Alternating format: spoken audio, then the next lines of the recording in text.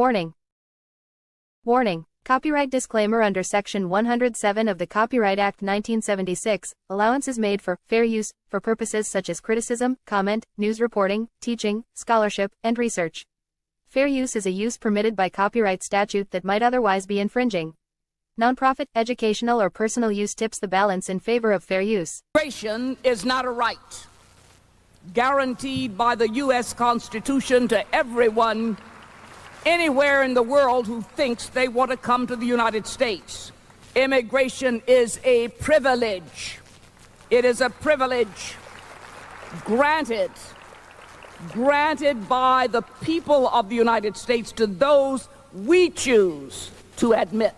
Many American workers do not have adequate job prospects. We should make their task easier to find employment, not harder.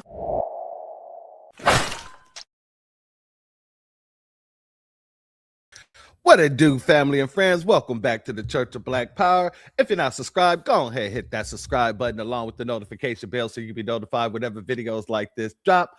Please make sure you're hitting that like and share button so we can beat up the algorithm. Make sure we get this message out to the ears that need to hear. And if you have not done so yet, please click the link in the description, go to change.org and put your signature on the petition for reparations. And if you're so inclined, go ahead and click that other link in the description. Join the Telegram group in order to help circumvent all the shadow banning that PewTube has been doing in the new black media. With that being said, family and friends, boy, I tell you, man, I love y'all. I got to tell you, I love y'all. I do. God dang it. You know, I was seeing what was being put in the chat. You know, our sister Andrea tried to hold me down to 5 minutes. I get it. Got to hold your brother accountable. You know what I mean? But Aquarius, you out here saying I'm with the deaconess? Come on, man. Much love to my two sister queens in the building. Much love to you. Now, family, today we got to talk about some things. This wasn't going to go in the direction that it's going to go today. I had a whole different direction. I started working on this Sunday night after my last broadcast. And new stuff has been coming out ever since then. And you know, I had to add some things in, and we're gonna touch on some things. There's some things that need to be touched on. First and foremost, I gotta apologize because the reason why it took so long to actually start it, I was on the phone, and just got a phone call from my sister-in-law. She was explaining to me that one of my good brothers from back in the day passed away. And, you know, so we were having a conversation about that. So I got to, you know, give a B1 salute and a rest in peace to my good brother, Jonathan Davis.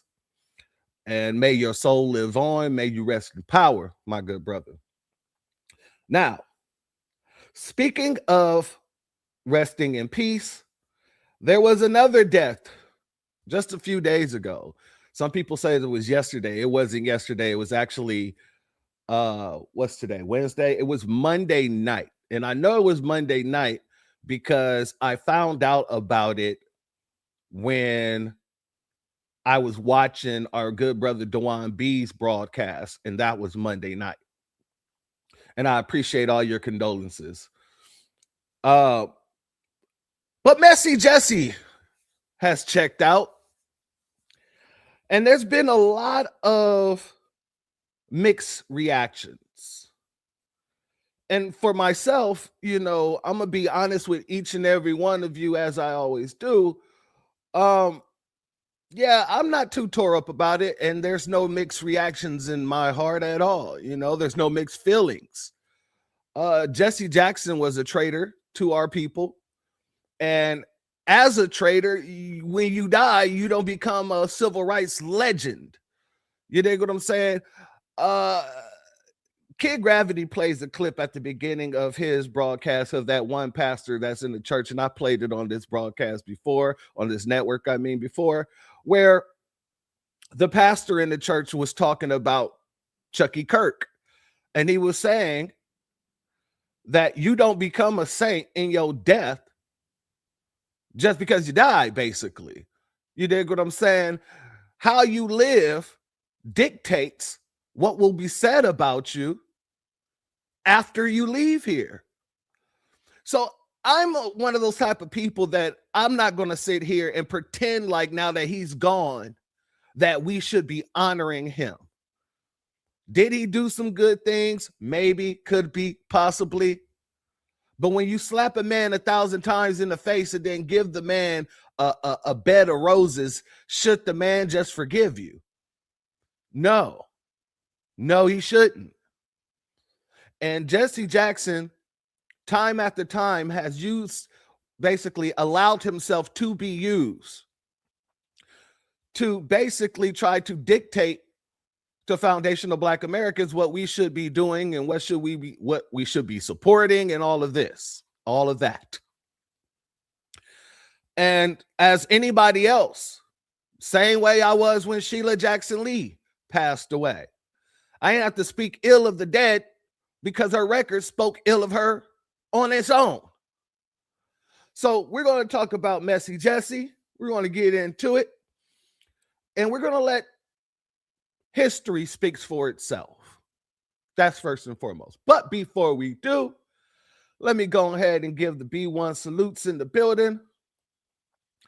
Much love in the B1 salute to our good sister Andrea Jones in the building. Our good sister Aquarius Minded. Much love to you both. Thank you for being here. Oh, my mouse is sticking. Shout out to our good brother Reparations Nation. Our good sister Hurricane Nisi in the building. Much love to you, my sister Queen. Much love to you.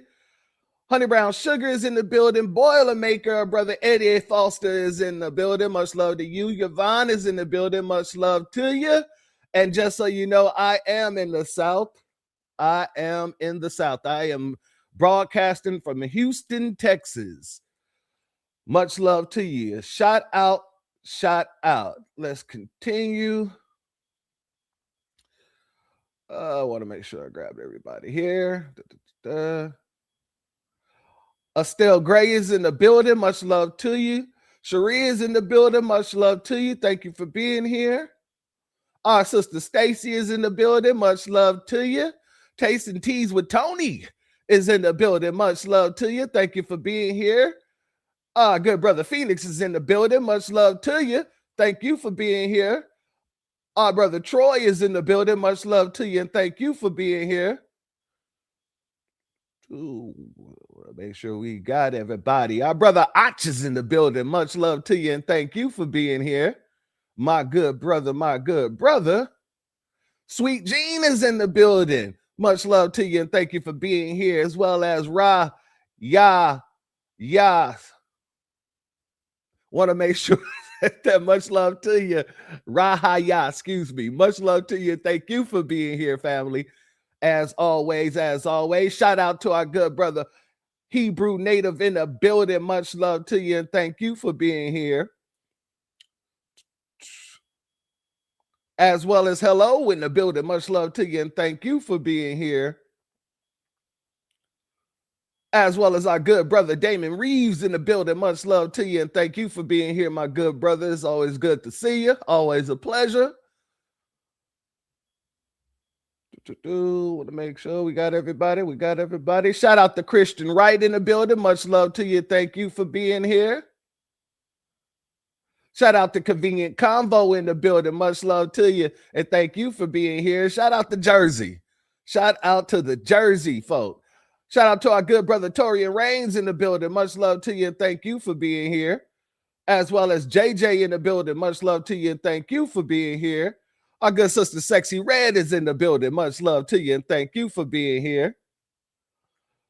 The Ruby Runner in the building. Much love to you and thank you for being here. And our good brother Rael in the building. Much love and thank you for being here. Now, let's jump right on into it because we got a lot to get through tonight. Let's go ahead and do it. Legendary civil rights leader, Reverend Jesse Jackson, dying at the age of 84. I'm human. I am God's child. After decades in the public eye, watching a country change as much as he did, Jackson, born in 1941 in Greenville, South Carolina, was a young protege of Dr. Martin Luther King Jr., his life changing when King was gunned down in Memphis. Jackson, literally, there by his side. It sounded like a stick of dynamite or a large firecracker. And when we turned, all we could see was police coming. Police were coming from the direction of the shot. Had been lined up along the streets. It fell to Jesse Jackson and a small group of others to help keep the civil rights movement alive. The Baptist preacher known for his stirring speeches. Repeat this. I am somebody. Becoming a voice of the people. Keep hope alive. Keep hope alive. Jackson made Chicago his base of operation, starting what became the Rainbow Push Coalition, urging companies and politicians to improve opportunities for minorities. And he had his own political ambitions, launching a bid for president in 1984. The campaign marking the first time a national party had a major African-American contender. But the campaign was derailed when Jackson admitted using an anti-Semitic slur in a private conversation to describe New York City and Jews who live there. However innocent and unintended, it was insensitive and wrong. His apology at a New Hampshire synagogue helped him climb out of a deep political hole. He didn't win the nomination, but came closer after another run in 1988. My right and my privilege to stand here before you has been won in my lifetime by the blood and the sweat of the innocent. 20 years later, a visibly emotional Jackson witnessing America elect its first black president, Barack Obama, a fellow Chicagoan. Over the years, Jackson used his considerable leverage as a statesman here at home to draw headlines around the world, joining the fight to end apartheid in South Africa, winning freedom for Americans held captive overseas, telling Today in 1999 he was always conscious of Dr. King's legacy. The dream continues and the struggle continues, but every now and then we see flashes of hope. Inclusion leads to growth, and when there is growth, everybody wins. In later years, Jackson facing multiple health issues, diagnosed with Parkinson's disease in 2017, hospitalized with COVID in 2021. But he remained involved in politics, leading Get Out the Vote efforts. And in 2024, he was honored at the Democratic National Convention. Applause for a civil rights icon who dedicated his life to keeping hope alive. Craig Melvin, NBC News. All right, family. First and foremost, let me give a couple more shouts out to our sister Brenda Thomas in the building. See, got it right this time. All the no stumbling, no bumbling. Shout out to Brenda Thomas in the building, as well as our brother Photo 187 in the building. Much love to you. Much love. And our sister Renaissance Woman is in the building. Much love to you. Much love to you. Now, and yes, I agree with this statement right here, 100% fold. He is why we are in what we are in today. Yes, I agree with you 100% fold. And family, wasn't there parts? Let's go here. Hold on real quick. I got to pull it back. Tell me that man don't look like a straight up Aboriginal Indian. Tell me that this man don't look like he is an Aboriginal, a Cherokee.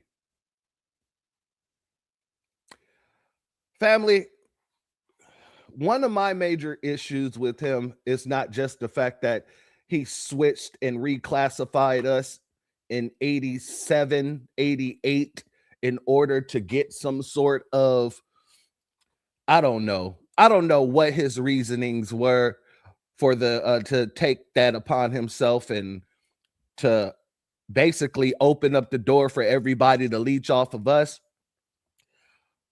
However, I do know one thing.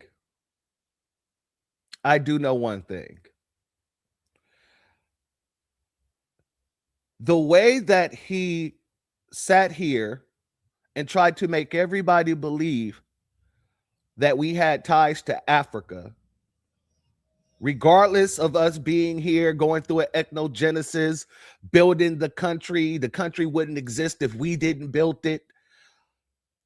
He tied us to Africa. And that has been a detriment in itself. You know, some people say, well, you know, he wanted to cut off Barack Obama's nuts for disrespecting foundational Black Americans, for throwing us under the bus, for talking down to us. And to that I say, Obama didn't do nothing that he didn't do. That's number one. And number two, Jesse been threw us under the bus when he agreed to push that African American term onto us. Somebody, and you can take this and say it's distasteful. He wanted to cut off Obama's nuts. Somebody should have cut off his. Because him and Obama did the same damn thing to us, just at different times in history. Let me say that again for the children in the back. Him and Obama did the exact same thing to us, just in different times in history. We wouldn't be where we are today if it wasn't for that. Obama wouldn't even be able to get into office as a Black American if it wasn't for Jesse Jackson. You got to understand me. Obama would have still been some half-breed somewhere unknown if it wasn't for Jesse Jackson. And that's just the historical facts. If we would have never took on the term African American, we would have never, and I mean never, voted for Obama as a Black man. We wouldn't have been looking at him as our first Black president. We would have been very clear and decisive on the differences between his interests and our own. When I was younger, and it wasn't too far back, but it was some time ago, I watched this clip on YouTube. And I'm going to play that clip for you here today. And I want you to listen to the people that was actually around King when King was assassinated and their feelings on Jesse Jackson. Shout out to our good brother AO in the building, as well as Miss Ann in the building. Much love to the both of you, and thank you for being here. Let's go here, family. Y'all remember Hosea Williams? Well, we got to get into what our brother Hosea Williams had to say about Jesse Jackson's take on what happened during that assassination, or at the time of King's assassination. Shout out to our good sister Anita Harrell in the building, and our brother Antithesis in the building. Much love to the both of you. Let's get it in. We were in the meeting, and someone said, Reverend Billy Kyles is outside, and he's upset. And Dr. King said, oh, my God, I forgot to tell y'all. I promised his wife, who's supposed to be a great soul food cooker, we'd have our feet on her table at 5:30. Now it's 5:45, and we sit in the meeting. Dr. King said, everybody rush, and get ready in a hurry. Let's go. So I ran down and got to my room. My key wouldn't open my door for some strange reason. The limousine that had been loaned to us, I opened my door. I could touch the limousine. And finally, I heard the driver tell Dr. King, Dr. King, I advise you get your top coat, because even though I have the car on, it's still chilly. And the last words he said in this world, okay, Jonesy, I'll get my top coat. And I heard this thing say, bow. And I honestly thought someone had thrown a firecracker into the air. And I looked around to rebuke whoever was that stupid. And I heard something, fell up above my head. And I looked up, and his leg was sticking through the rail. Dr. King only wore one type of sock and one type of shoe. And I knew that was him. I said, oh, my God, they got it. And then I had to run about 50 feet down and back up, and I got to him. And Ralph was holding his head, and Andy was there. And a guy from Africa who had been traveling with us as a newsman from Africa. We found out later on he was working for the CIA. No, the FBI, working for the FBI. Did y'all catch that? only wore one type of sock and one type of shoe. And I knew that was him. I said, oh, my God, they got it. And then I had to run about 50 feet down and back up, and I got to him.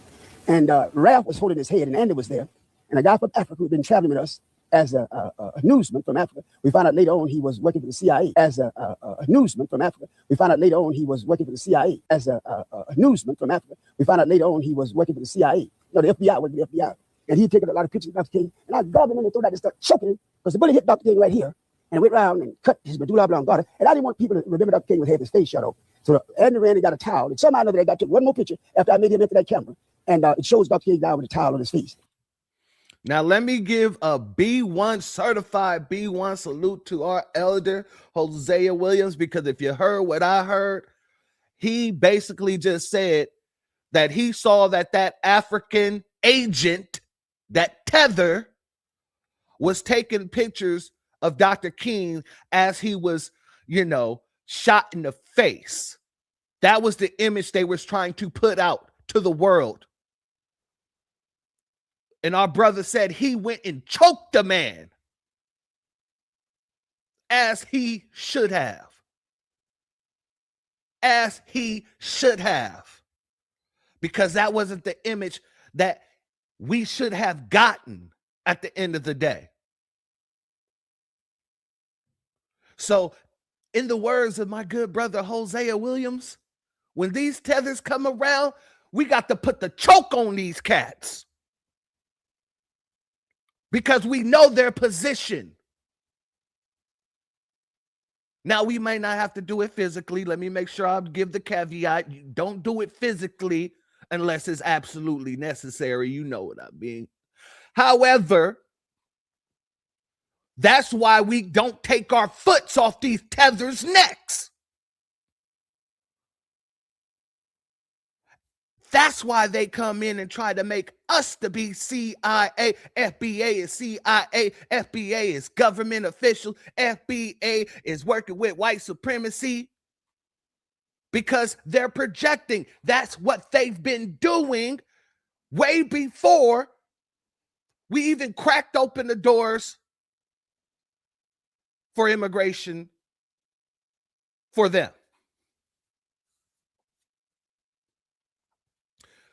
So yeah, if you ever wonder why we keep our foot on these tethers' necks, just ask our good brother Hosea. But let's let him continue. But I'm going to tell you, I was an expert gunner in World War II. When I ran up on that balcony and I looked from whence that bullet had to come, the distance of that bullet, and just could feel the wind blowing that day, I said, whomever shot that rifle was one of the best in the world. He shot one bullet. And I believe that Dr. King had moved to go back and get his top coat. The bullet hit him between the eyes. The bullet hit him right here. But what happened, and then Ralph said, we'll go in and take him over to the hospital. Jose, you get all the staff together. 3 of us saw it, okay, after he was shot. 3 SLC executive staff members. Andy, Abernathy, and Hosea Williams. Those are the 3 that saw that body. Now listen there. So I got in the yard, and I was about to lose my food because I was thinking if I could take some molecules out there and make me some guns and kill me some white folks. And one man said, now be cool. You're doing the same thing you promised me you'd never do. And I started crying. And then I heard Jesse Jackson say, he told me, Jesse, take our people onto the mountaintop. Now pay close attention to what our brother's about to say here. It is very important to insert this into your mind. Shout out to Cooking with Miss D in the building, as well as Big Hair. Much love to you, as well as Poetically in Motion. Much love to you, and thank you for being here, as well as M. Flower Noy. Much love to you, my sister. Thank you for being here. Let's continue. And that didn't bother me, even though I know Jesse got nowhere near him. And then Jesse said, I held his head in my hand while he died. And that didn't get to me. And then Jesse said, look at my shirt. And I looked around, sure enough, and Jesse Jackson's shirt was drenched in blood. And I realized the only way Jesse could have gotten that blood was stoop down on that floor at the Lorraine Motel and rake that blood off that floor and put that blood on him. And I went crazy. I really tried to kill Jesse. They grabbed us and all that, but that hurt me so bad. The other thing was, when Abernathy came back, says, no need to pray, no need to cry, no need to nothing. He's going, it's over. He's going to glory. And we called the meeting, a staff meeting, and Jesse claimed to have been ill. And Abernathy told him, Jesse, go ahead to the room and relax. Jesse had to have run like hell that room into that airport because he got out of Memphis to Chicago. All us feeling, everybody was still in the motel, cut the televisions on the next morning. That was Jesse Jackson in Chicago with that same bloody shirt on. telling that same lie. I've never respected Jesse since that moment. When he shot Dr. King, a black guy come running around that corner saying, he went that way, he went that way. James Earl Ray no more killed Dr. King, and I killed him. And everybody knew it. He was a Patsy set up. And the guy said, went that way, went that way. I said, who went that way? He said, man ran out that building and dropped the rifle on the sidewalk and jumped in a white Mustang, had a red Alabama tag and took off. Well, hell, I wasn't worried. That's no car in America like a Mustang, but a Mustang, a white red Alabama tag. Where's he going? The police have him like that. And I asked that rifle was left on that sidewalk. That was the rifle that James Earl Ray had. Now, family, I agree with you. My sister cooking with Miss D. I agree with you 100% fold. I also believe him. I also believe him. So while people have been running around trying to, make Messy Jesse this civil rights legend, this icon, I would never call him an icon. I will never call him an icon. For the fact that, like I said, if it wasn't for him, we wouldn't have Barack Obama. That's number one. Number two, the misclassification of our people. That's number two. And number three, whenever the Democratic Party needed to wheel him out, he was right there to be used. He was right there to use his clout, whatever clout that he had, in order to push whatever agenda that the Democratic Party wanted on us onto us. I will never call him an icon. Y'all remember just a few years ago, it wasn't even a full year. Maybe it was a full year. It ain't been that long though, where they wheeled him out for this. Oh yeah, why is Jesse Jackson's Rainbow Coalition supporting illegal aliens? Now Jesse has been around for a long time.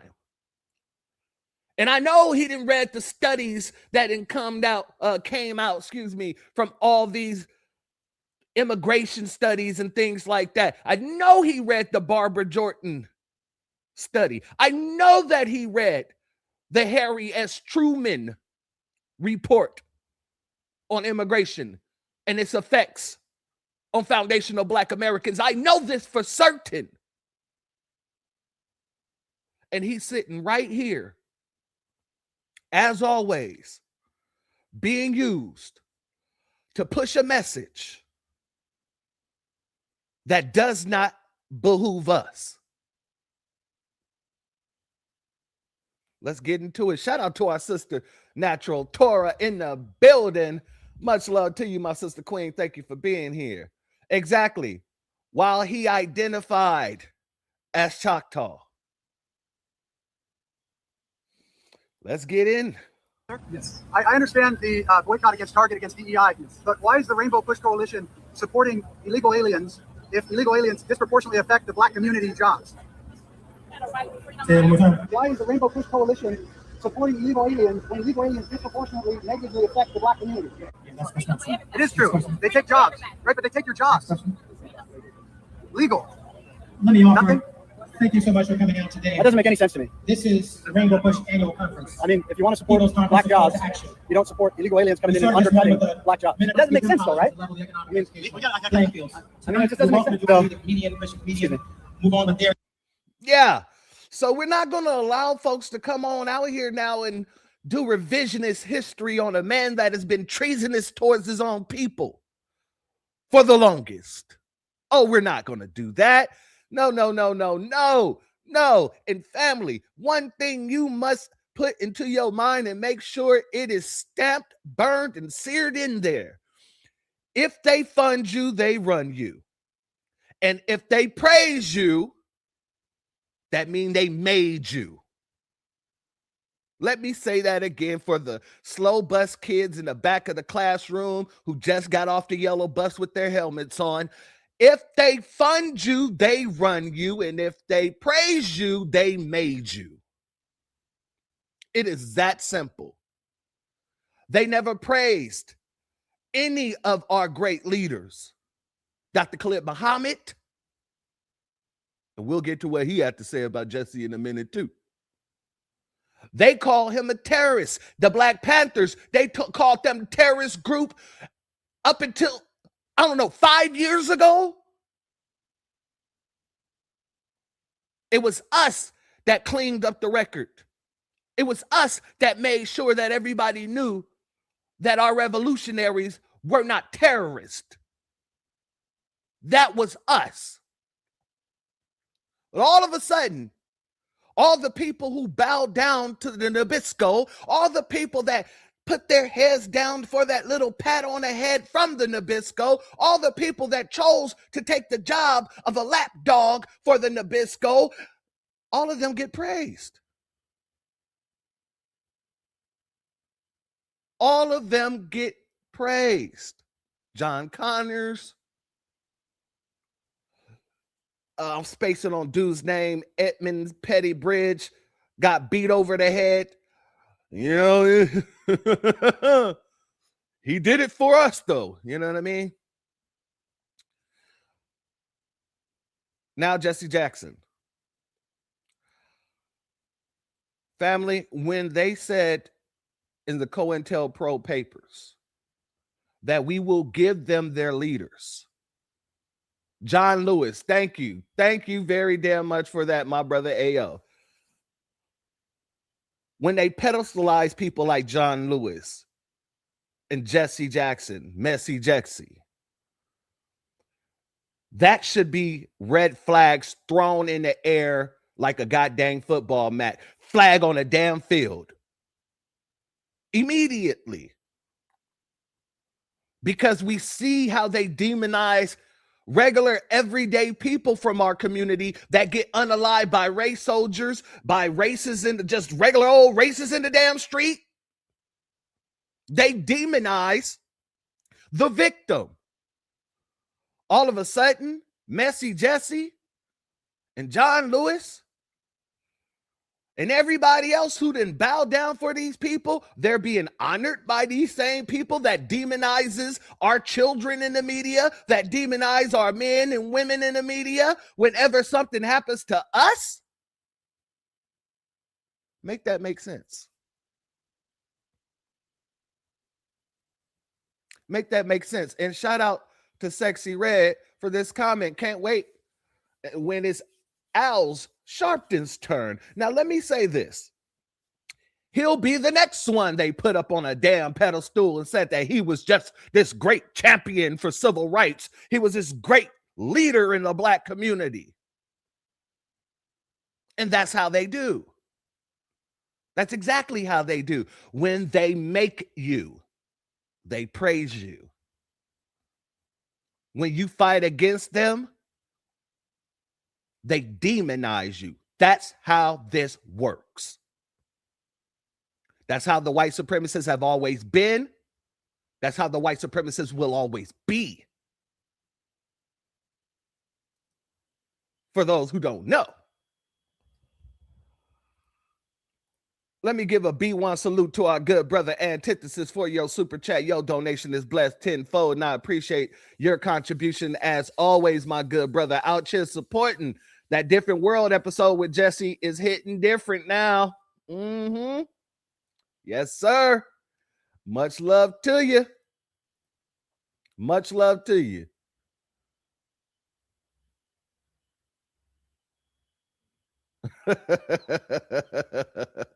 Shout out to Miss Nisi for this one. Isn't it ironic that Messy Jess's demise was at a whimper? Hey, it's we're going to get into that. Let's move forward because I do have some other things I got to say, but I do want to get into the rest of this. As I stated, we're not going to allow anybody to tell us who to celebrate. What do you think a plant is? Do I got to say it in my Cat Williams voice? What do you think a plant is?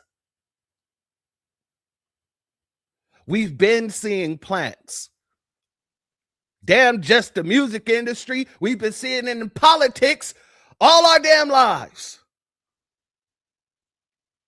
All of our damn lives. So we're not going to let people sit here and retell the story like this right here. Marion, any journalist in Chicago for a minute or two has Jesse Jackson stories. His coattails were long, with lots of people along the way trying to grab hold. And the shadow he cast was even longer, from a frame that stood 6 feet 3 inches and an arm span that made him an attractive college football recruit, first at U of I in 1959, then as starting quarterback at North Carolina A&T.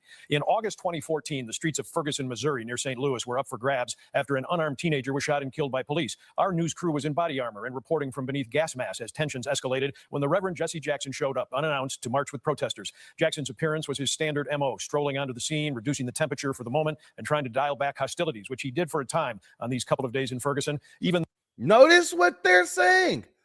He went out there and got to work, reducing hostility. That's what he went out there to do. We were turned up in the streets because a race soldier unalived one of our brothers. And of course, there was some Antifa out there as well, but the real black grassroots, this is before your Black Lives Matter become a whole organization and all this other nonsense.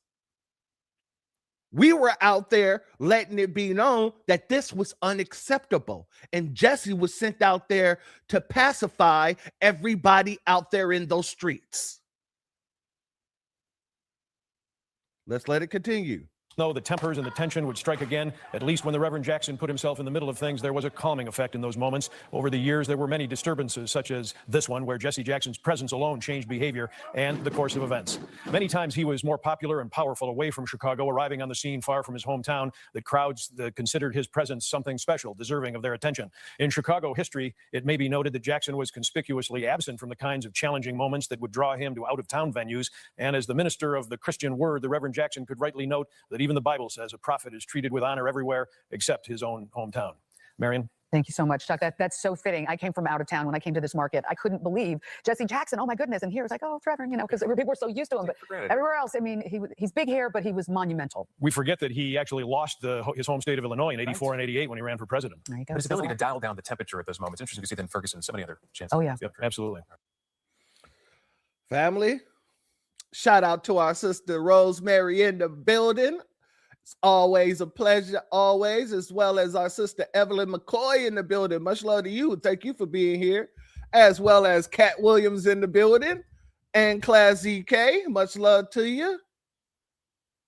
Valinda as well. Much love to you. Much love to you. Thank you all for being here. Now, family, I don't know what these people were smoking on, but I remember Ferguson going down a whole lot different from what the hell they were just talking about, because they were like, oh, well, you know, when Jesse put himself in the middle of things, people respected him and calmed down and all this other nonsense. Family, I remember that Jesse Jackson went to Ferguson and got ran out of Ferguson. Oh, yeah. Oh, yeah. I have to go back and find this clip. Let's go here.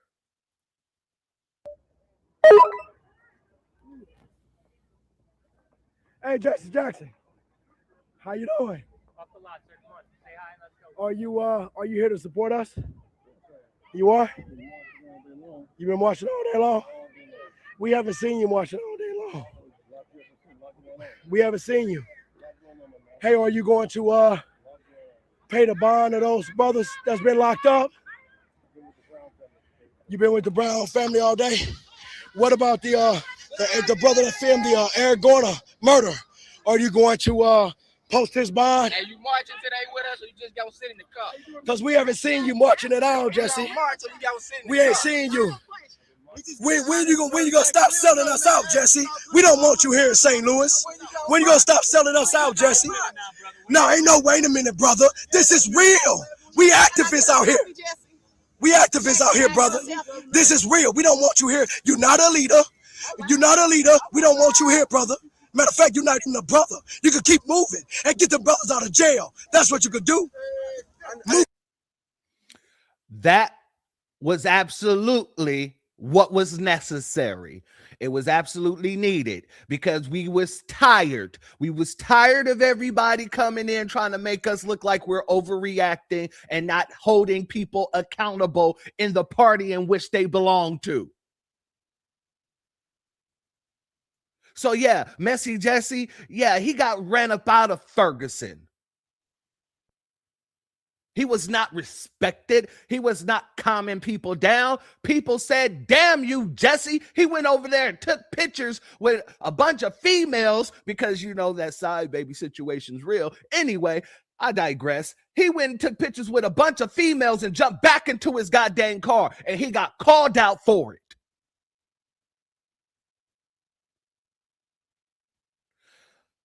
We're not going to change this history up. We're going to call it exactly the way it is.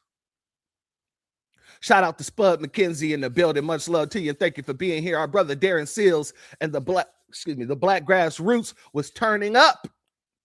And you are absolutely correct. And that's what they needed to stop. That's what they wanted to slow down. And guess what? I fondly believe in my heart of heart the fact that Jesse wasn't able to calm us down, that Jesse was not received well, that they had to take out our brother Darren Seal. That's my fond belief.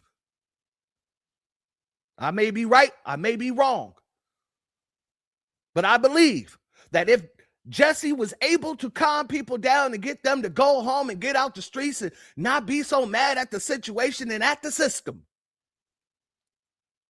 that they would not have targeted our brother Darren Seal at all. Our brother Darren Seal was very vocal about people like Jesse Jackson. He was very vocal about people coming to the neighborhoods just to get a photo op.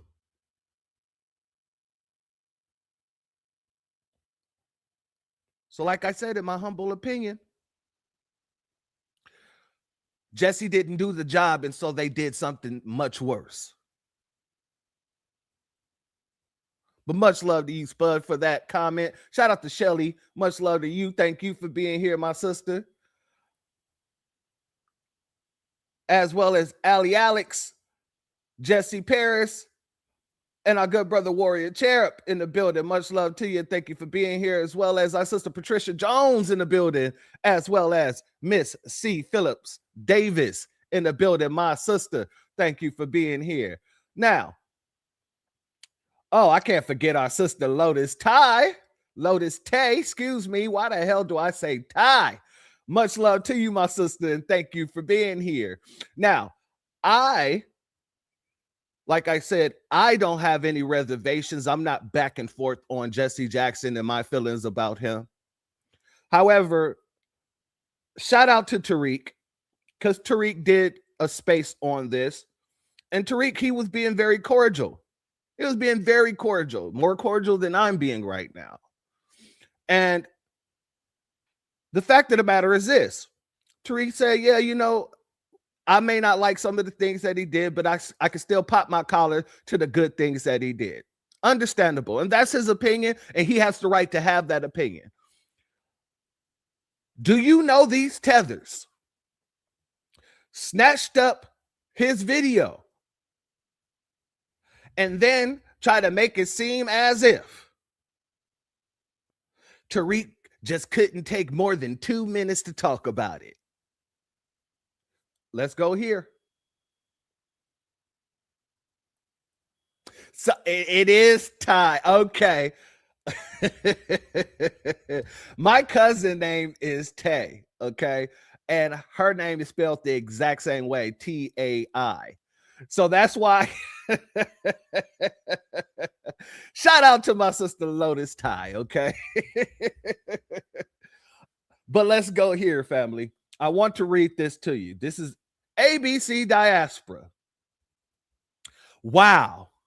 So-called FBA ADOS pretendian Jesse Jackson has passed away, and all FBA leader has to say is in less than 2 minutes. But he got time to call African-American, Gullah Geechee, African-American, and continental Africans and anyone who disagrees with him tethers for 2 hours. First and foremost, African American is not our term. And nobody can come over here and start calling themselves African American. You are not an African American. You are Ghanaian American. You are, I don't know, Nigerian American, South African American, but you are not an African American. That term died with Jesse. Really, it died before that, but we're making sure that we're cremating it with Jesse. Let me be very clear about that. So African Americans, the Gullah, the Geechee, none of those are included when you speak about tethers, because all of them are a part of foundational Black Americans, whether they call themselves a foundational Black American or not. They're still a part of our lineage. So they're not tethers. They're not anything that you are being called. Now, we might have some coons up in there, but God dang it, that's a whole different term. A whole different term. But notice, they even called Jesse Jackson a pretendian. If you're reading this in the way it's supposed to be read, wow, so-called FBA ADOS pretendian Jesse Jackson has passed away. So they just called Jesse Jackson a pretendian in the very same statement while trying to wag their finger at Tariq in the way that he gave his, eulogy to him. This is why we're not rocking with any of these folks. These people are hella freaking desperate. You even disrespect the man that you claim that should be praised. But I'm going to play this last clip, and then we're going to move on because we have much to discuss. I want to go here. I got to give a foundational B1 salute to our good brother, Dr. Khalid Muhammad, one of the most intelligent brothers and one of the most convicting brothers, for what he had to say about Messy Jesse. Let's go here. Oh, bootlicking, buck dancing, scratching, shuffling, Messy Jesse Jackson. And keep.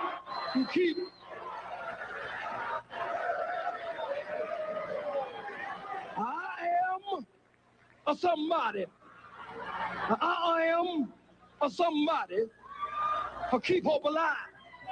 I am a somebody. I don't rightly know who the hell I am, but I am somebody. Oh, bootlicking. Shout out to our good brother, Dr. Khalid Muhammad. Pull no punches, I say.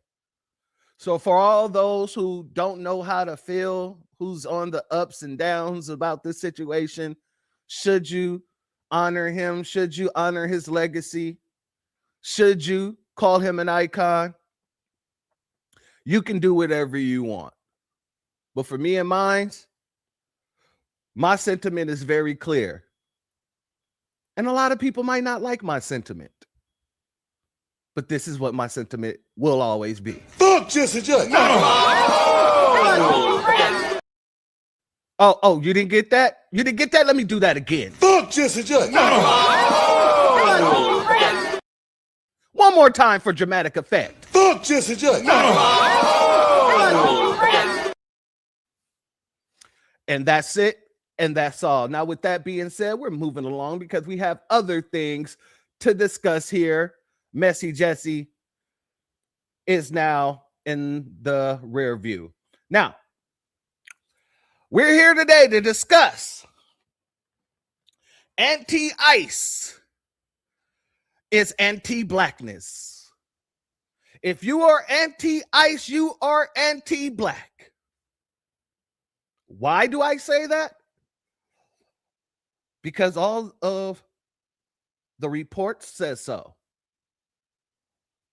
If their presence in America hurts the black community, and every goddamn study says so,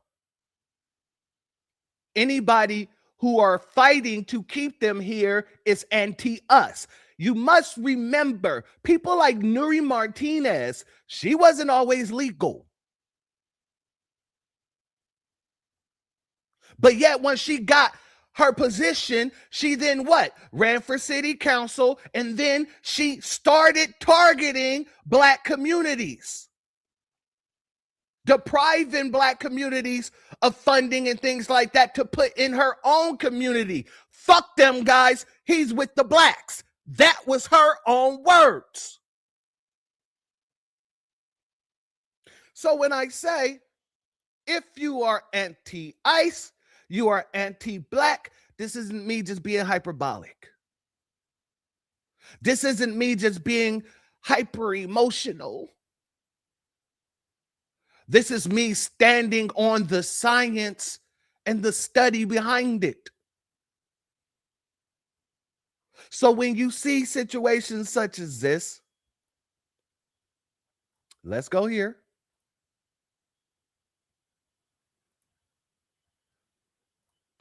Energy, like we should rip people apart from their families. Are you a man?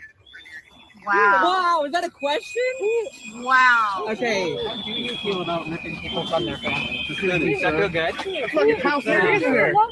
Sir, I need to move. Fucking house nigger, where's your fucking KKK? What's wrong with you people? Why are you calling a woman a man? I mean, what kind of a guy does that? Please, Fucking house nigger, bitch. Neighbor.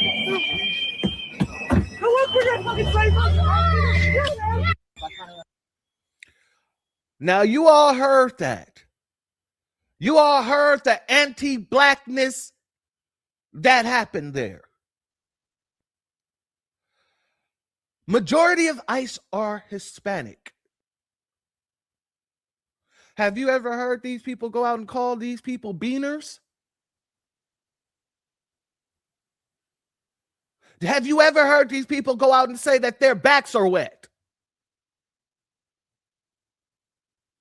Have you ever heard these people get called the X with the SP in front of it? Not once. Number 2 in ICE, Nabiscos.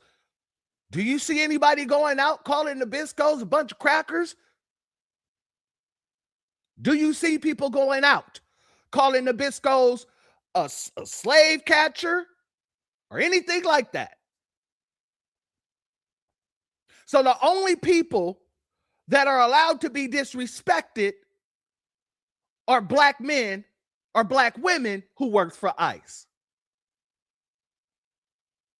Now he's calling him a house nigga with the ER as if, and I got to make sure that this is very clear for some people because people are very murky right now. So let me clear up the window so you can see through it. Every agency of the government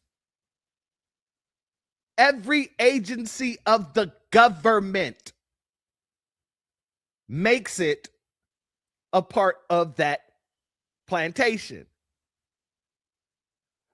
I don't see anybody running up telling black people on the that's in the Democratic Party that they're house niggas, or the Republican Party that they're house niggas. I don't see the people who work for the Postal Service getting called house niggas. I don't see people who are police officers getting called house niggas. So they selectively choose who to disrespect and how to do so. So if anybody see things like this and call it out for what it is warranted.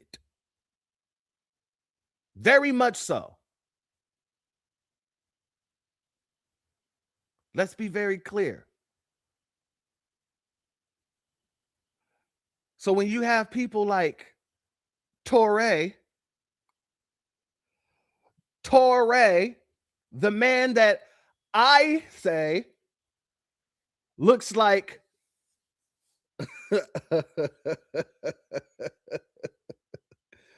Dr. Corny West. That's who he looks like to me. He looks like Cornel West, but I'm going to call him Dr. Corny West. You dig? When you have him come out saying that it is okay because the person works for ICE, that is a disrespect. Not just to us, but to our ancestors who he does not share a lineage tied to. He looked like a beige carrot top. Hey, I'll give you that too. Baby Corny West. Shout out to Jesse Paris in the building. Much love to you. As well as our good brother John Son in the building. Much love to you. As well as our good brother Breeze Omega in the building. Hey, Breeze, I saw that shirt you was wearing in one of your TikToks. That shit is boss. I'm going to need one of those FBA shirts. You'll let me know where you get that from, my good brother. My good brother. Let me also go ahead and give a shout out to Phyllis Speaks in the building. Much love to you and thank you for being here, my sister. What up, church? Blessings to you and yours. And salute chat. FBA all day. You could put a damn in front of that all day. Well, put a damn after the all. All damn day. Let's go with that. Now let's get over here to what this tether had to say. 99.9% of the time, it is wrong for a white person to call a black person the N-word, but we may have found the exception. In Minneapolis recently, a white anti-ICE protester was in a group of anti-ICE protesters yelling at a black ICE Gestapo agent. An unidentified white male called the black ICE agent a house N-word who's working for the KKK. That's right, we have a white man calling a black man the N-word. But this is a little bit different. White on black usage of the N-word is a very serious issue. But this is a curveball example. Is it wrong for a white person to call a black ICE officer a house N-word? Let's explore. The white man who used the N-word in this situation was being historically precise. This black ICE agent, he is being a house N-word to the utmost degree. A black man in ICE is a modern house slave. He's a barely paid mule for white supremacy. The KKK were domestic terrorists.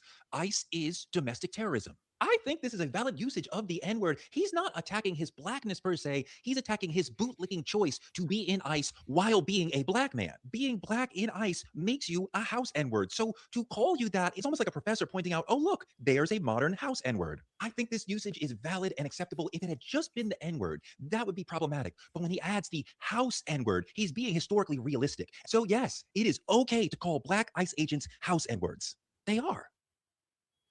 All right, family. So I played it in its entirety. I don't want anybody saying I'm just clipping and, taking things out of context. So now we got to stop and go. We're going to pick this apart piece by piece, shall we?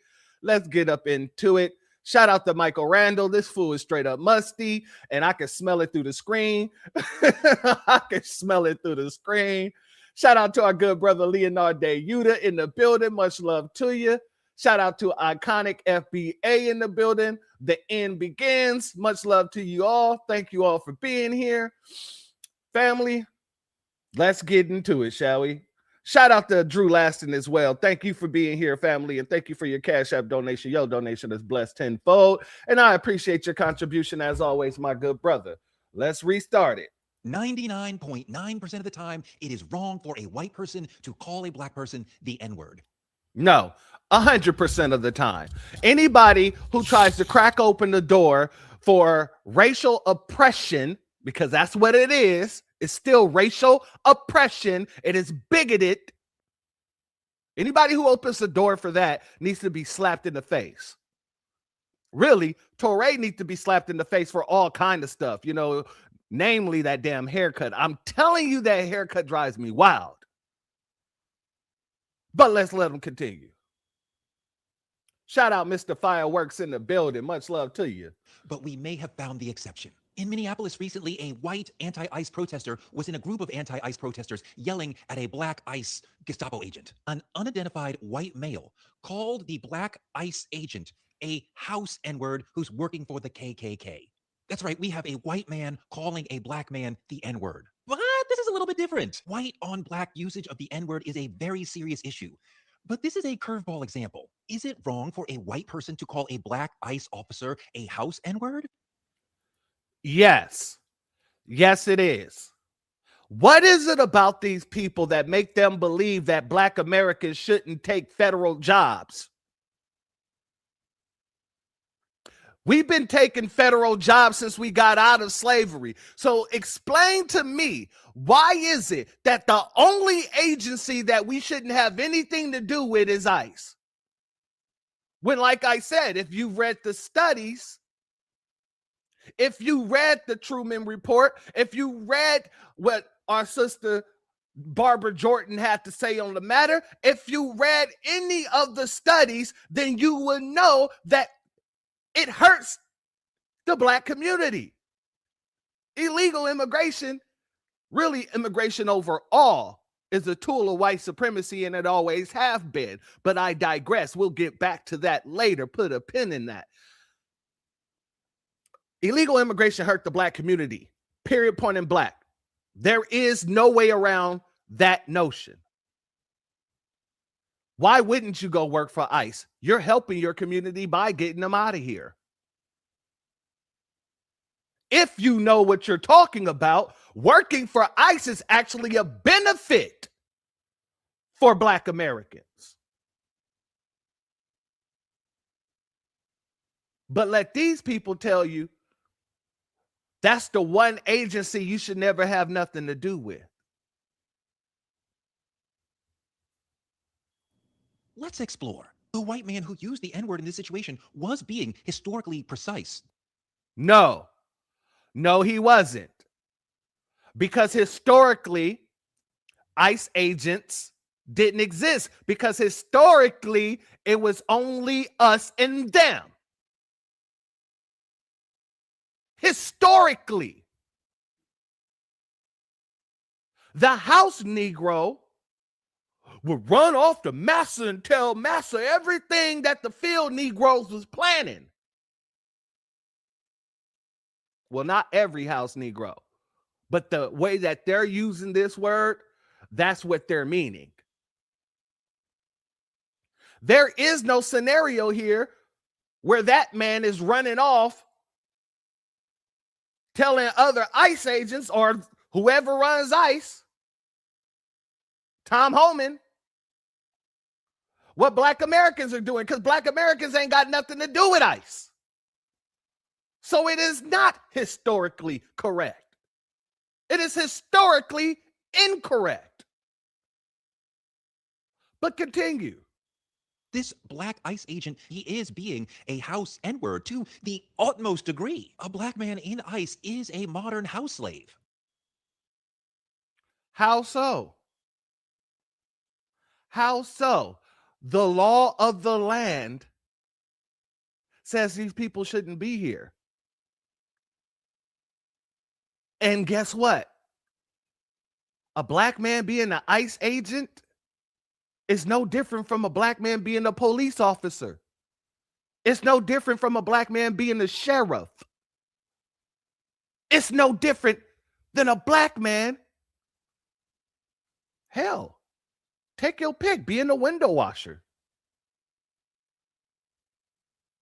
So what authority do you have to now say anybody who's black working in ICE can be determined as a house nigga? You have no authority.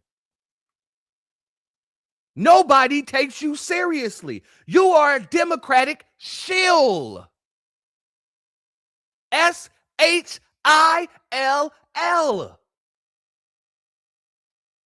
You have no authority on the conversation.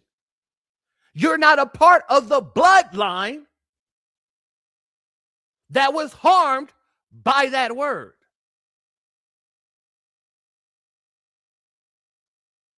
So what gives you that right?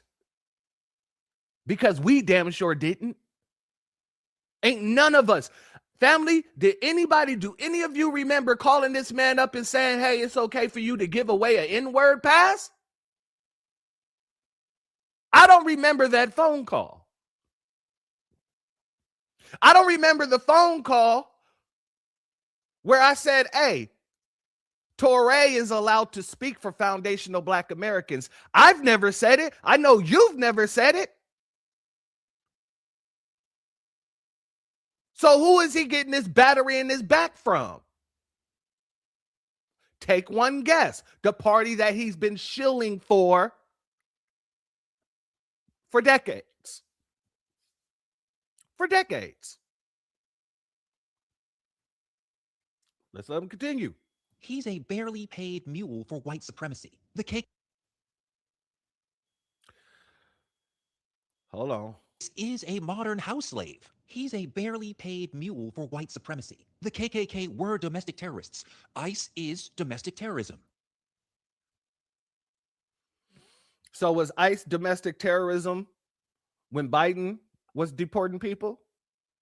Was ICE domestic terrorism when Obama was deporting people? As a matter of fact, when he became the deporter in chief, did you guys say that ICE is domestic terrorism and Obama is a devil? Well, he is a devil, but I didn't hear y'all saying it. I didn't hear anybody talking about when goddamn Hillary Clinton was saying, hey, these people shouldn't be here. And we need to find a way to make sure that they ain't coming in. Did y'all call her a terrorist? When Bill Clinton was deporting people, did y'all say that he was a terrorist? He was running a terrorist organization. Did you say ICE was a domestic terrorist organization then?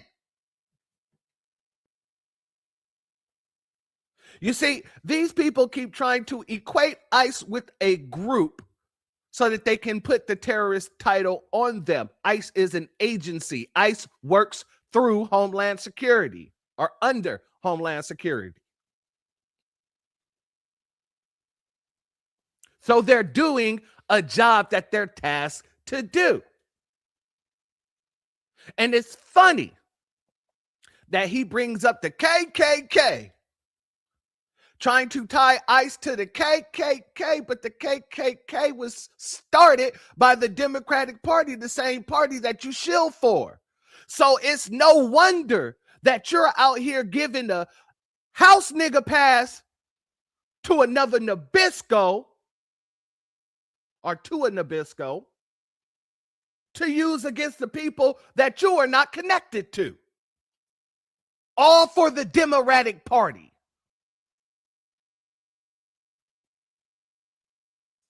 Do you see what I mean when I say anti-ICE is anti-black? It is very simple and plain once you put everything on the table. I think this is a valid usage of the N-word. He's not attacking his blackness per se. He's attacking his bootlicking choice to be in ICE while being a black man.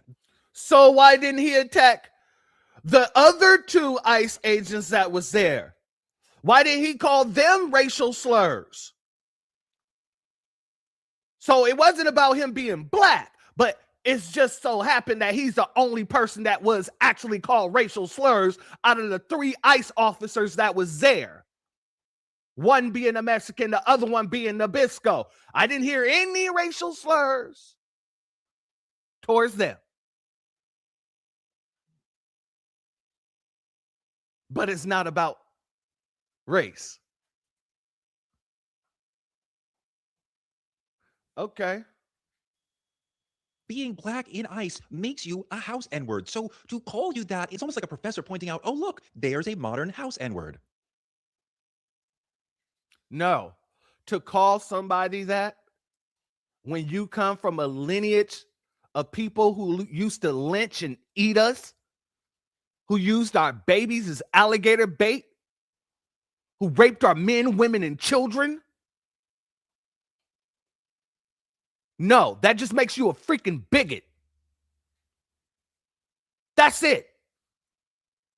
It isn't no damn professor sitting there saying, oh, okay, well, there's an example of a house Negro. No. You're just letting your bigotry fly. And people like you who try to make it okay is the problem. And that's why we delineate. And that's why we've been delineating. Because of people such as you. And that's why you getting your ass tore the hell up. Because you're not of our lineage, but yet you're sitting here trying to tell people who used to eat us that they can call us more derogatory terms.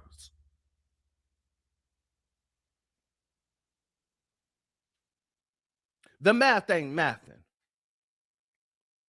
The sense is nowhere to be found. I think this usage is valid and acceptable. If it had just been the N-word, that would be problematic. But when he adds the house N-word, he's being historically realistic. So yes, it is okay to call black ICE agents house N-words. They are. My brother. Damon said, is this asshole Dr. West love child? You know, even though he looked like Dr. West, I would never, ever, ever say that he is the child of Dr. West, because then that would make him FBA. And then he'd think he got authority. Nah. You a tether, and we gonna leave it at that. And we know you a tether because you could just Google it on up, and it'll tell you right here, right there. Torre's paternal grandparents were immigrants to Harlem from Barbados and the British Virgin Islands. His father, Roy, an accountant and a member of a personal staff of Boston Mayor Kevin White. Oh, yeah. He knows what he's doing. He knows exactly what he was trying to do, and we caught his ass. People know exactly what they're doing until they get exposed. And then everybody started getting at him like this.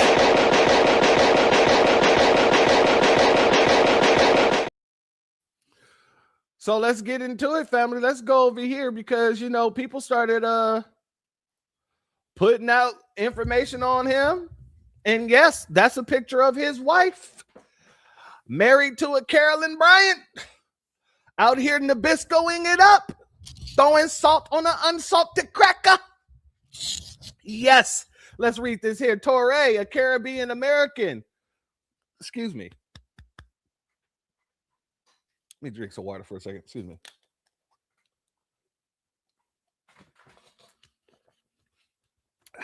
All right. Torre, a Caribbean American man that has publicly apologized for sexually harassing women. Y'all remember that? Right after he did that Surviving R. Kelly documentary.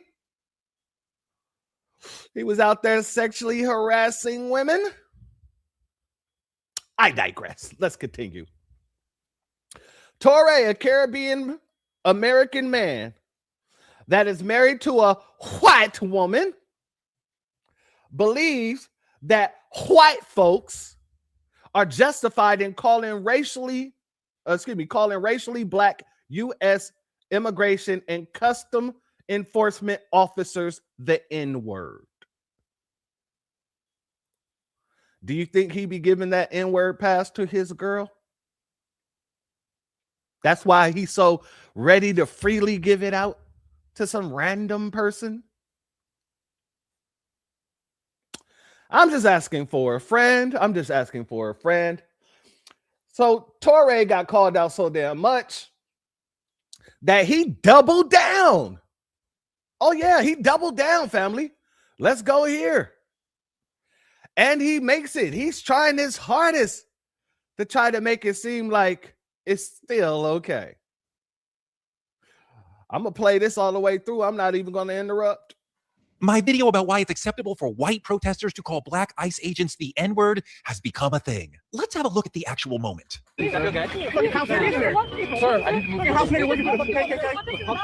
of the comments on Instagram are against me. I'm getting cooked over there. But on TikTok, most people are with me. But a lot of people aren't. Bro face the moment. I know I said I wasn't going to interrupt, but before he starts reading these comments, let me address what he just said. He said, on TikTok, most people are with him, but a lot of people aren't, which means that most people aren't with you. The majority of the people that I've seen, the majority of the comments that I've seen, the majority of the videos that I've seen has been people digging into your ass like they LGBTQ.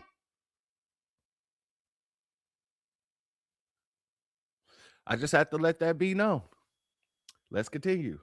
He realized what he said. I think it's also important to note that it was the first thing that elicited a reaction from the agent, and you could see that it hurt. The officer is seeking white approval, so he needed to hear the white disapproval for it to sink in. The light in his eyes changing when he realized what he was being called, it hit home. Now, family, you got to understand, a lot of these comments that he's reading are tethers and Nabiscos. You see that woman up there? That's a Nabisco woman. He is reading these comments as if they're FBA comments, but we're going to get into the FBA comments that he didn't want to get into.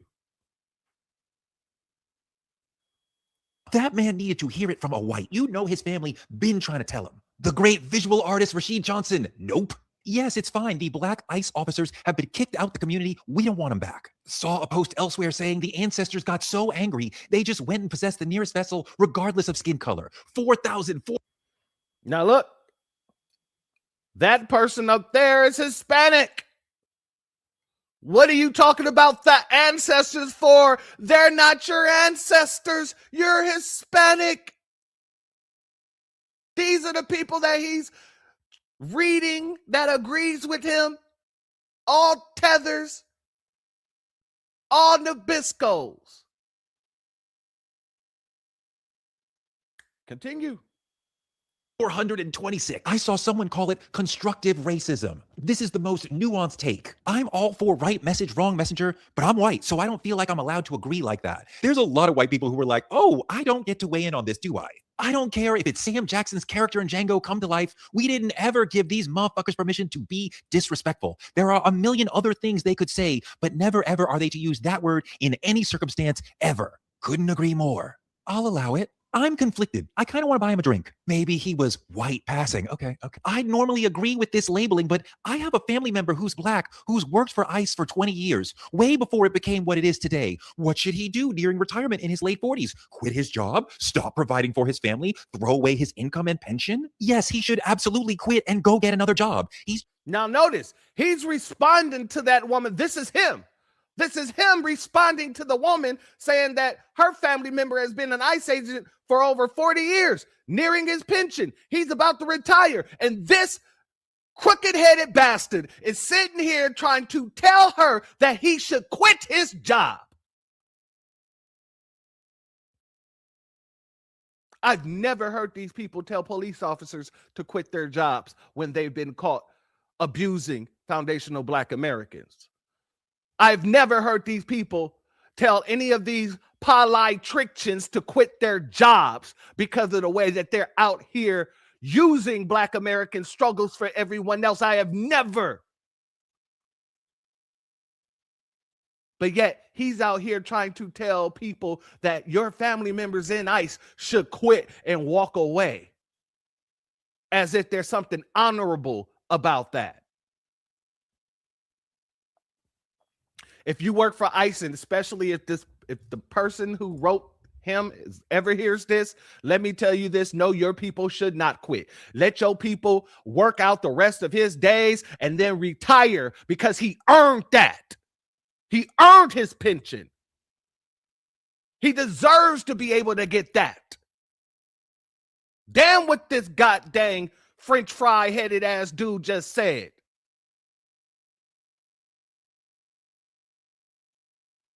Looked like somebody took his whole forehead and taped it to the back of his head. Shout out to Black RU in the building. Much love to you, my good brother. Thank you for being here. As well as Lillian Madison in the building and Mississippi Macho in the building. As well as our brother B1 Business in the building. Much love to all of you and thank you for being here. As well as our good brother Legit Hustle. Much love to you and thank you for being here and thank you for becoming a member, my good brother.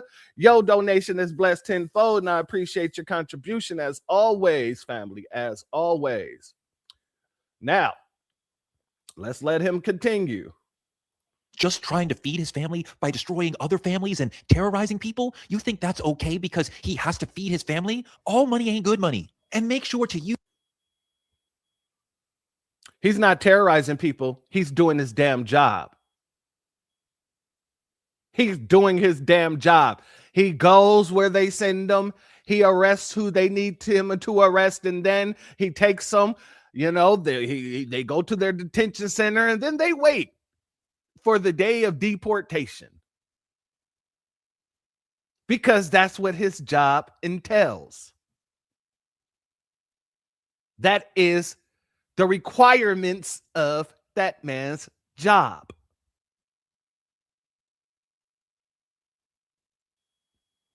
I agree with you here too. He's a moist weirdo. I'm pretty sure that mannish looking dude that he calls a wife use ER. We can is out there poking and stroking. Let me just say that. All right. Call it the 2026 ICE waiver. Nah, bruh. I concur he gets a pass for correct usage. You can never give white people a pass. They inevitably go too far, no matter what. I'd have just played it safe and called him Uncle Ruckus. Nope. It's wrong 100% of the time. You're not wrong, but I'm also certain 99% of Americans will not understand this nuance. It's best for them to stay in their lane on this one. But intellectually speaking, this is a sound argument. Wrong. Another white person he was just reading. Go ahead. Call him an Uncle Tom or what have you, but never the N. Not valid. It's a slippery slope. You all allow it once, they will just use it all the time. You know that's not good logic. They can't never say that word. I don't care what's going on, who they talking to. Don't let that word come out your mouth. The black delegation has been deliberating this issue for a few days, and I think we have a consensus. He gets a pass. On behalf of the white delegation that believes we should never. The black delegation has been deliberating this issue for a goddamn tether. The woman, and I went back and looked through his comments and I clicked on her page. The woman is Jamaican. How are you a part of the black delegation? You are part of the Jamaican delegation. You do not get to say you are part of our delegation because we are not the same. You go back to Jamaica and y'all put your delegations together over there and decide on what you allow the Asians to call you as they beat you over the head to get you off of those beaches. But you don't do that here.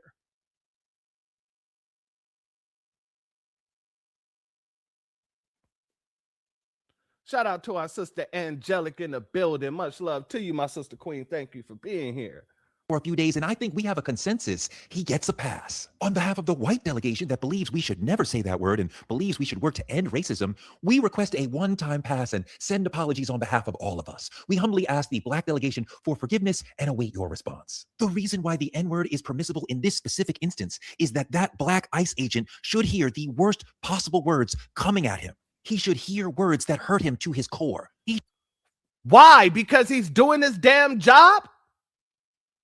That's like going into a hospital and cussing out the doctor and saying some of the most foulest thing to a doctor for no damn reason, all because he's there to work on people's hearts. All because he's there to deliver babies. All because he's there to administer vaccinations or whatever the hell else. You would never do that. All of a sudden, job title equate to whether or not you can be racist or not. Hell no. Hell no.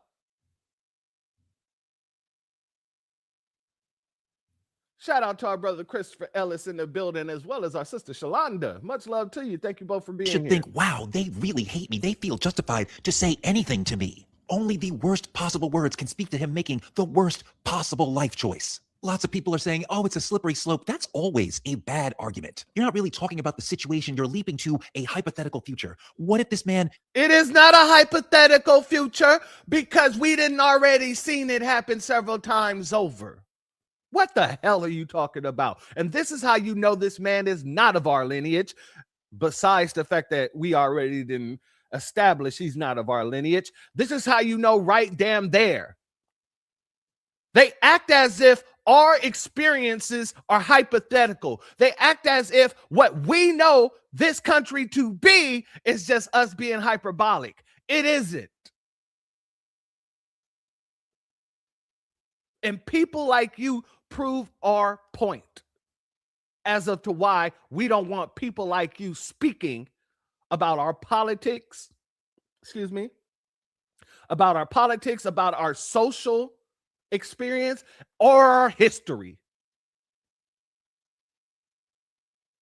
You know what?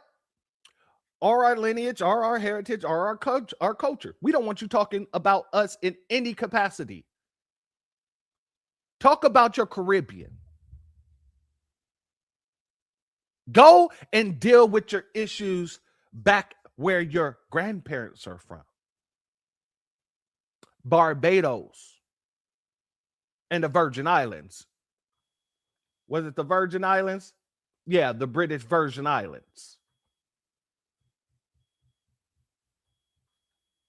Never again uses the N-word. Is it okay in that situation? Look, if you're an ICE protester out there risking your life to stand up to these thugs, I don't think you're MAGA. I don't think you're dying to use the N-word and you'll walk away from flinging it at that piece of shit and say, oh, I got away with that. Now I'm going to use it all the time. It makes me think of that viral sound where the lady says, yes, I know it was rude. That's why I said it. He knew that that would be hurtful. That's why he said it. Someone said using the N-word toward him is dehumanizing. Yes, he is subhuman. He's in ICE. So you are being... So now because you chose a job that people don't like, you're subhuman. This is white supremacy to the core. It's to the core. Because we were already considered as subhuman. And now he's saying, as a Democratic shield, that it is okay to treat somebody who works for ICE as subhuman. Tell me that isn't anti-black racism. Tell me that isn't anti-FBA.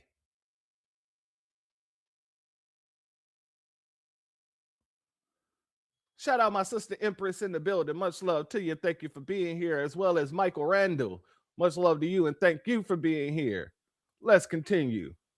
ICE using a dehumanizing term. If you join ICE, you lose all privileges that might be associated with being black. You cannot come to the... What the hell are you talking about, Torre? You don't come to the cookout. You're not invited to the cookout. You don't get to say how people lose their blackness because you're not us. You have no tie to our lineage here. Not one.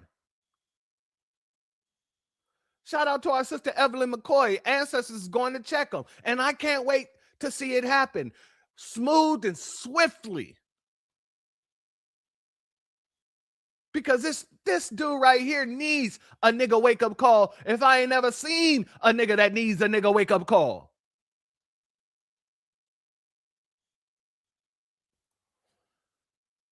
Shout out to Makita.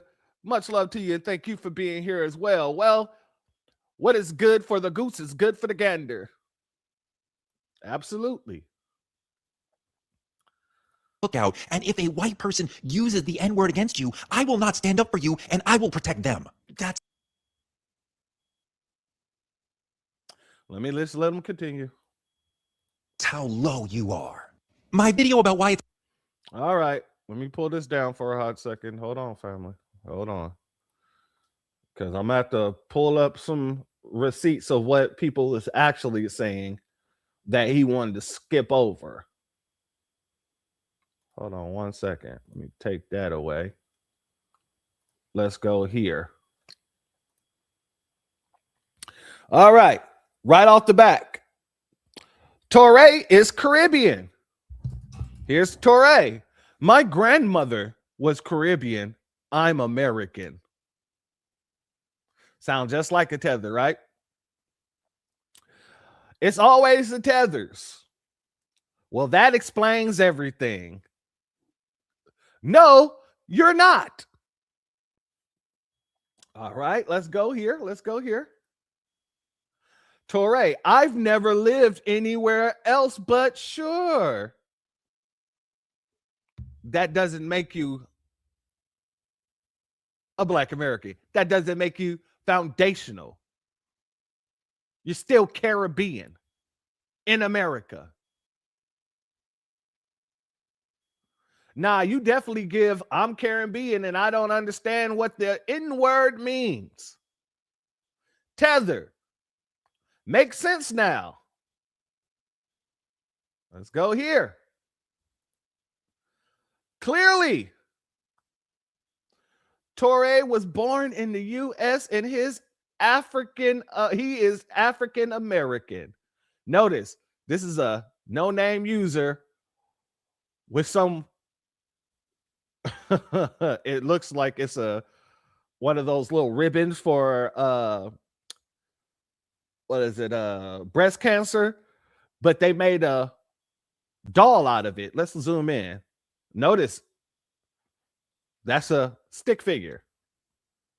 So it's a Nabisco in my eyes.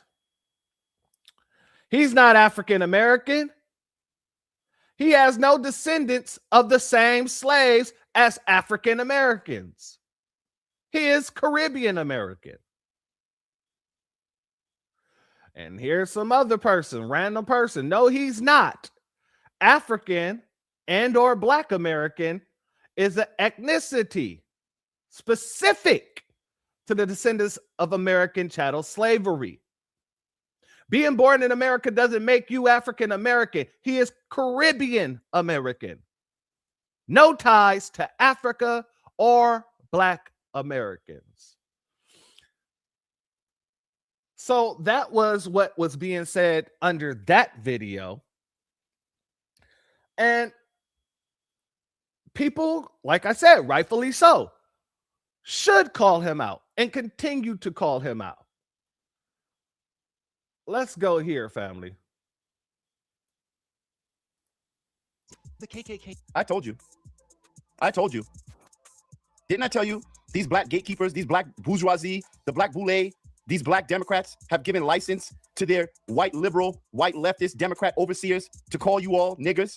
Didn't I tell you that these idiots, these fools have been giving license to these white racists from the party of the Klan to say to you what they really feel about all of us? It's the black intelligentsia. These are the ones who work hand in hand with these Marxists, giving them permission to go out there and act as the slave patrol, to capture your conservative black asses and pull you right back to the plantation. And what they do is they try to use this projection by calling you the house slave. I think this is a valid usage of the N-word. He's not attacking his blackness per se. He's attacking his bootlicking choice to be in ICE while being a black man. Being black. Okay, so here we are. We've reached the mountaintop. We have the black boule giving public permission to white leftists to call black people niggers. There we go. We're living in an alternate reality right now. These are the people that y'all look up to. These are the people that black people designate as their spokespersons and their leaders. These weirdos who are out. We don't designate none of that. But continue. Out there saying, sure, white leftists, you can call those Negroes niggers, just as long as you don't say it to us. But guess what, dummy? What they're saying to us is exactly how they feel about you.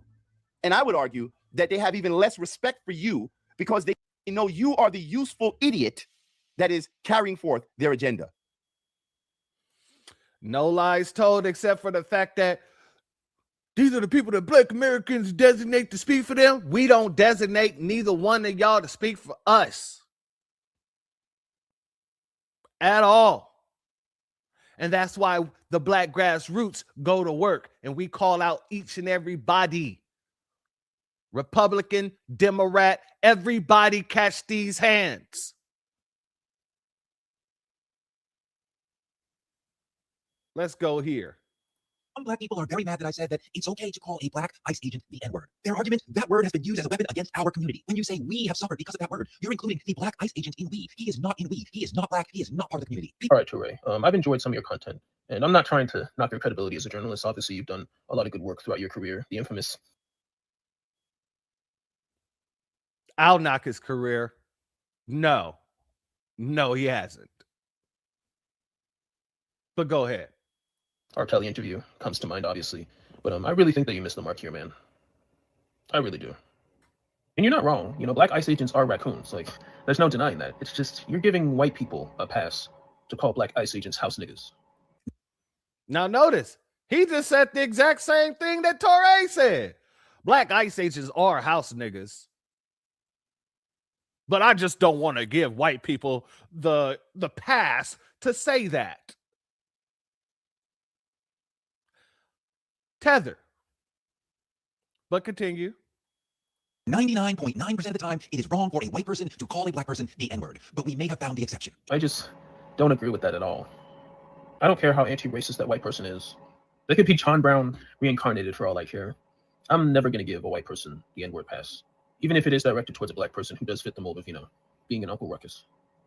That's why you're getting the backlash that you've been getting for that take. Some black people are very mad that I said that it's okay to call a black ICE agent the N-word. Their argument, that word has been... Let's go here, family. Let's get into the actual folks from the grassroots who are actually having to say, hey, no, you bitch ass nigga. No, you don't. Let's go here. Toure! Good morning. Man, I was disappointed when I woke up this morning and saw this video of the writer Toure. Y'all know Toure. Toure! Discussing a white ICE protester calling a black ICE agent the house N-word. And then I was more disgusted when Toure started talking about how we should allow white ICE protesters to call black ICE agents the N-word. And I just want to put my vote in strongly with my black voice. Toure! No, we're not endorsing and encouraging anybody outside of the black community to call anybody inside of it the N-word for any capacity. For no reason is it acceptable. And here's the thing, Toure, I've always appreciated his content. He's been around for a long time documenting hip hop and the culture. But no, dude, you out of line on this one. And quite frankly, I'm surprised that house N-word is not a term that triggers some bad memories from your youth. Toure! I'm surprised that the house N-word is not a term that makes you feel real uncomfortable, because I'm sure you've heard it before. So ultimately, you're just a pot calling the kettle light-skinned black. Toure got his Caribbean tether ass on here and saying it's acceptable for the palm colors to call black ICE agents the N-word. This is why we gotta get these motherfuckers out of our media, out of our politics, because they are ops. Especially these political commentators or these journalists, they have to get out of our media. These people are ops. They don't have our best interest at heart. This man, who has no connection to black Americans, especially the black American people who were called those words back in the day, that it's acceptable for a white person to call a black ICE agent. Mind you, I've seen Mexican ICE agents, I've seen African ICE agents, I've seen ICE agents of every color. So why can't a black man, whether he's black American, Caribbean, or African, sign up to be ICE agent? Everyone else is doing it. Why can't a black man do it? You didn't even know that man was black American. In the comments, reading through his comments of palm color saying, oh, he needed to hear that from a white person so he can know that he's wrong. Are you motherfuckers? Oh, Toure got his Caribbean tether ass on here. Some black people are very mad that I said that it's okay to call a... First of all, the complete and utter mental gymnastics you have to go through to say it is okay to call someone a racial slur because of their job description. Then you're also saying that a person can be excommunicated from their lineage because of their job description. That is not even how being a descendant works. The ICE agency is made up of a multitude of races. They are all out there chasing a bag that is being offered by the government to go out and, whether you like it or not, round the people up. That doesn't mean you get to call specifically the black ICE agents racial slurs. And for you to give a green light on some bullshit, complete and utter insanity. All those ICE agents out there, and you want to racially specifically target the black ones. Insane.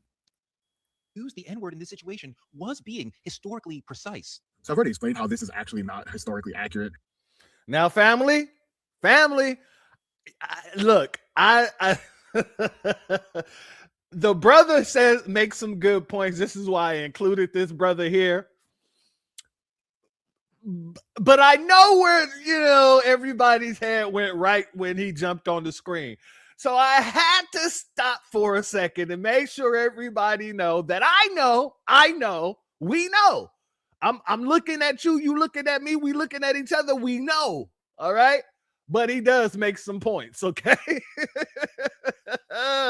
And I see it in the chat. Shout out to our brother Rashad in the building. Much love to you. Thank you for being here, as well as our brother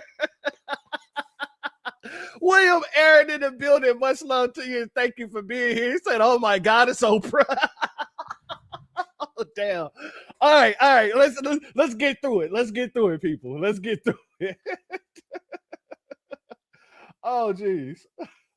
Because if you're trying to be precise, you would not call that ICE agent a house N-word. The house N-word would be someone like Clarence Thomas. Now, I can actually use a better historical example of what you are. You are a nocturnal striped animal. And the way I can determine that that is the case is because nocturnal striped animals don't mind dehumanizing Black people. And these types of Black people engage in that either for their own frivolity or for white acceptance. And this is an example of that. This video is an example of that. There's actually one instance where it's okay for white man to use a slur against us. Shut up. You can't even maintain a safe and healthy workplace for women. Why would I trust what you have to say about Black people on the whole? I said it yesterday and I'll say it again. I strongly disagree with any Black American who says it's okay for any white person at any point in time to say the N-word. You're stupid if you think that. This is why I said that Black Americans should be the ones having this conversation, because it is something that is directly affecting us. It is something that was directly built as a system of oppression for us. And while this man is Caribbean and thus would have some knowledge and insight, this man in particular is a bad example of an insightful Caribbean man. So use the N-word in this situation was being historically. So shout out to him. Shout out to that dude. You know what I mean? The Oprah comic got me. I'm sorry. That was a little much for me. But yeah, the man brought up some good points. You know what I mean? Very good points. Now, when it comes to the Black grassroots, we're the ones who usually make sense out of things that doesn't make sense. However, you will still have people who pretend like they're just as outraged as you are, just so that you can kind of look at them like, well, she did stand up for us at one time. He did say this at one time. And I'm not one of those type of people that let people come in and say one thing that may be right, while a lot of the stuff that you talk about on your platform is completely wrong. So we got to watch out for those type of people. What kind of people, might you ask? I'm going to have to say people such as Aflini's best friend, Amani. Amani has some things to say, and I'm going to let her go all the way through. I'm not going to interrupt her. And then I'm going to play back the part that absolutely need to be addressed. Absolutely. Let's go here, family.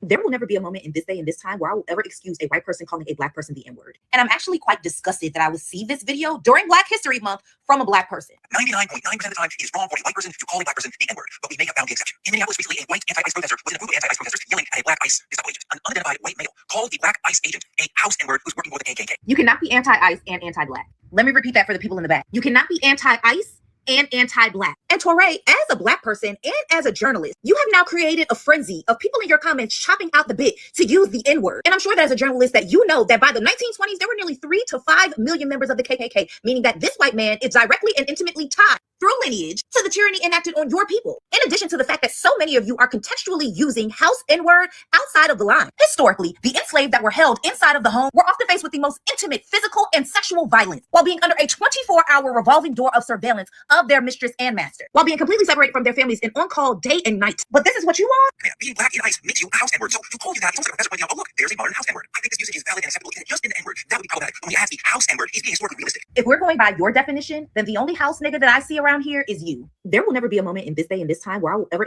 All right. Now let me highlight the part that matters the most to me at this point in time. excuse a white person calling a black person the N-word. And I'm actually quite disgusted that I would see this video during Black History Month from a black person. 99.9% of the time, it is wrong for a white person to call a black person the N-word, but we may have found the exception. In Minneapolis recently, a white anti-ICE protester was in a group of anti-ICE protesters yelling at a black ICE Gestapo agent. An unidentified white male called the black ICE agent a house N-word who's working for the KKK. You cannot be anti-ICE and anti-black. Let me repeat that for the people in the back. You cannot be anti-ICE and anti-black. And Touré, as a black person. Now, she says you cannot be anti-ICE and be anti-black. Yes, you can. Anti-ICE is anti-blackness. Why? Well, for several reasons. As I stated, all the studies tell us that the more immigration that happens, the less a black person has, or let me rephrase that. The more immigration, the lower the ability to build generational wealth is for foundational black Americans. That's first and foremost. Shout out to our sister, I am Kiera, in the building. Much love to you, my sister. Thank you for being here. That's not even mentioning the shifting in housing demands when they're put into our neighborhoods. The school funding situation when they're put into our neighborhoods. The new districting patterns that they start doing, messing around with the maps when they're put into our neighborhoods, when they're protected by sanctuary cities and things like that. Shout out to our good sister Black Spider in the building. Much love to you and thank you for being here as always, my good sister, my good sisters. FBAs, we're concentrated in underfunded neighborhoods and schools because of these kinds of people. You do realize that. Let's talk about how it dilutes our political representation, how it dilutes our political power. Yes. Pro-immigration is anti-black. Anti-ICE is anti-black. Let's be very, very clear on that. From the day that they opened up the doors to Ellis Island and pulled in all the folks that they could, it was used as a tool against us. Let me say that again. From the day that they opened up the doors to Ellis Island and cracked open the floodgates, immigration has always been a tool that's used against foundational black Americans.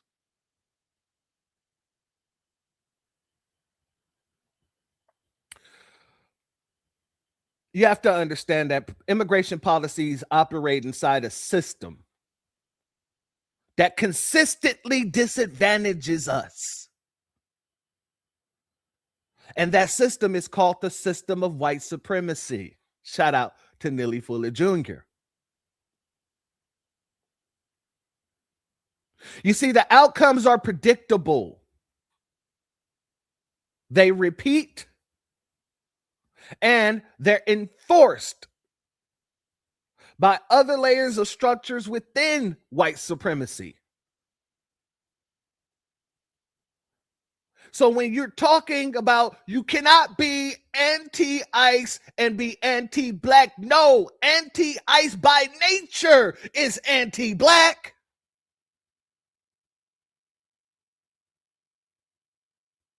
By nature, it is anti-black. Across labor, housing, politics, education, we bear the disproportionate burden of all of those things when they protect these illegals.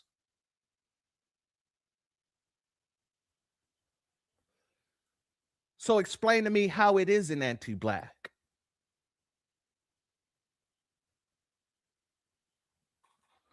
Great point, my good brother. Our brother Damon says it is the eraser effect. Yes. Absolutely. Shout out to our good brother, Cool Keezy, in the building. Much love to you, my good brother.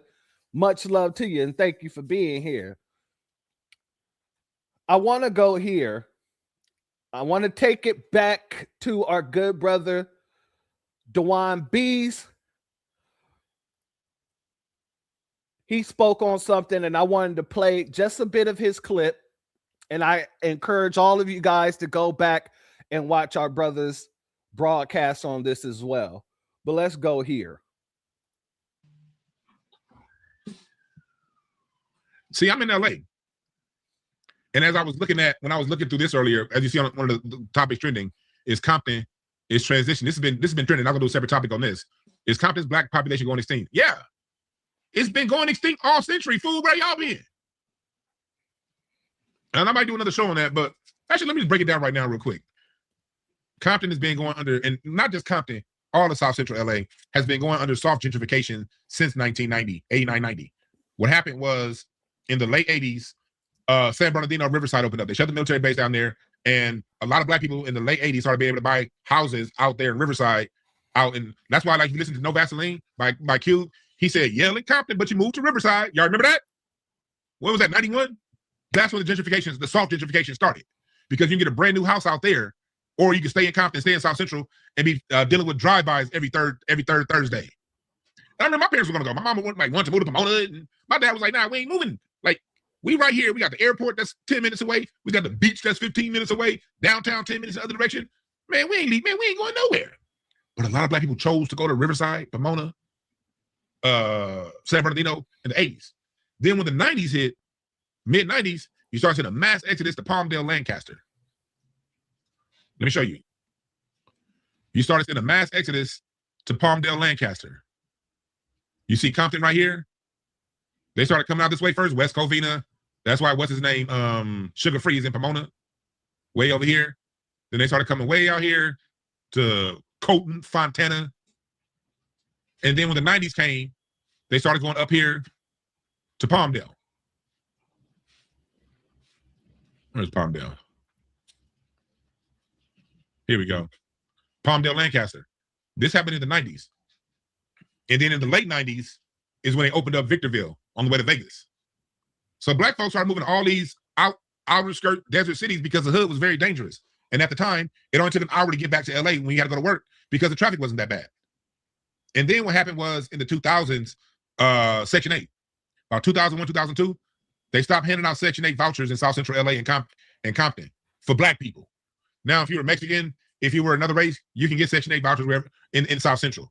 But from like around like 03 to like 2012, they weren't giving out Section 8 vouchers for this area. I know. And shout out to our brother Dewan for that, because that's absolutely, everything that he said is absolutely correct. Absolutely true. And the fact that they didn't want to give Section 8 vouchers to Black Americans to stay in their homes out there, so people was kind of forced to move out towards San Bernardino, Riverside, Temecula, Blythe, Banning, and all those other locations like that. All because of illegals and the Hispanics. So when I say we're hurt the most when it comes down to this, it's on multiple levels. It isn't just a politics thing. It isn't just a job thing. It isn't just about housing. It is multiple layers that you must peel back in order to see the hurt. And we got more layers than an onion when it comes to this. More layers than an onion. So, yes, by nature, anti-ICE is anti-black. It is that simple. I want to go here. Now, I didn't play a few clips from the Center of Immigration Studies, and I said we would get back to it at a later date. And guess what today is? Oh, it's a later date. So I want to get back over here to the question and answer segment of this impact of U.S. immigration policy on Black Americans. Let's get into it.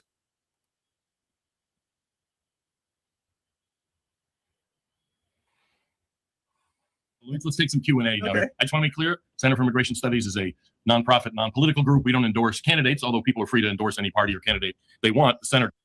Now, just so everybody understand, these are nonpartisan people. This is a nonpartisan group. It ain't Republicans, so they can't say, it's just MAGA trying to blow smoke up your ass, and they're not Democrats. These are nonpartisan people.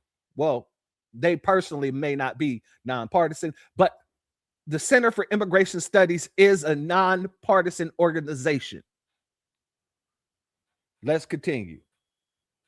Does not get involved in that. And I had a question about politics. But first I want to ask a question that somebody had sent in, and that is that a significant phenomenon that was true 100 years ago, but much more significant now, is Black immigration. In other words, immigration from the Caribbean and from Africa in a very significant way, both legal and illegal. There's significant illegal immigration now, even from Africa. So what, how does that create, what's the story with that? In other words, what is people's reaction? How do you kind of process that? Because when it was... In other words, how do you feel about other Black people coming into the country and just getting everything that's supposed to be going us?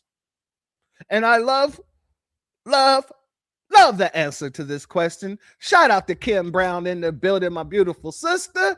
Thank you for your super chat donation. Your donation is blessed tenfold, and I appreciate your contribution as always. My sister Kim Brown in the building. Love you, church. Keep going. Much love to you. Love you right back.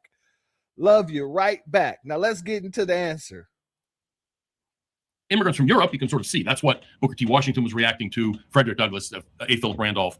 And if it's, illegal aliens from Latin America, again, you can sort of see it as an ethnic difference. But how do you process Black immigration? Well, even Marcus Garvey, who was originally from Jamaica, was against mass and was deported back to Jamaica. Yeah, he was against mass immigration. Yeah, listen, Black, it's about heritage. It's about our lineage. Who are we? We're Black Americans. I can trace my family back, my ancestors back to the 1700s. Okay, so we're Black Americans. We have been here since the founding of the country. That matters, does it not? Does it matter that our parents, our ancestors were here since the founding, since the 1600s, since the 1700s? Is that relevant? Is that significant? Yes, I think it is. Go ahead, I'm sorry. Oh, I'm sorry. Look, people who break the law, break the law. I don't care if you're orange. Right. If you come over here, you come over here illegally, you're still taking a job. Let's keep in mind that you have employers who will prefer illegal immigrants over natural citizens. And that is still the case, even if their skin is darker than mine. So it's still hurting everyone. And then a lot of the illegal immigrants that come over here and their skin is dark, they don't see themselves as being the same as I am.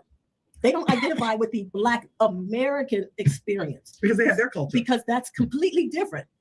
And so that still has a significant impact on the financial stability and ability of individuals who come from that lineage in the American experience, their ability to pull themselves out of the lower rungs of society. Don and Kathleen, your comments are... Hey, don't we say the same thing? If you broke the law to get into the country, we want you to go home no matter what color you are. You could be orange, you could be blue, you could be black and gray. That doesn't make a difference. Take your ass back home. We do not want you here because you didn't want to really be here. If you did want to really be here, you would go through the proper channels no matter how long it takes. You can't go to somebody else's country and then whine about their immigration policy and just break into their country thinking, oh, well, as long as I stay long enough, I can become a citizen, because it takes too long to do it the right way. You don't get to determine the time it should take. You don't get to determine what our immigration policies should be. As Barbara Jordan said, it is a privilege to be in America. It is a privilege to immigrate. We don't have to do anything. We don't have to allow anything. We don't have to speed up time. We don't have to do nothing. Either follow the law or get your ass out. It's that simple. Very much consistent with comments that are made by black leaders in black newspapers 100 years ago. Du Bois, at the same time he was making the comment, they said that the cutting off of white labor has been the salvation of black workers. But at the same time, in that same article, he said, he did kind of say, unfortunately, sort of had a little race consciousness. He says, unfortunately, that means blacks from the Caribbean are cut off too. But he goes, he distinguished that was a racial issue, but African Americans are not about race; it's about history. And the key thing was the history was the people whose families came through slavery, and for so the point of these black leaders in newspapers 100 years ago was that immigration policy should be about helping African Americans, not based on their race, but based on their experience, and it had not their heritage, and it had nothing to do with helping somebody who happened to be black from some other country. Right. Anyway, it's just very interesting to hear your talk because it fits so much with basically.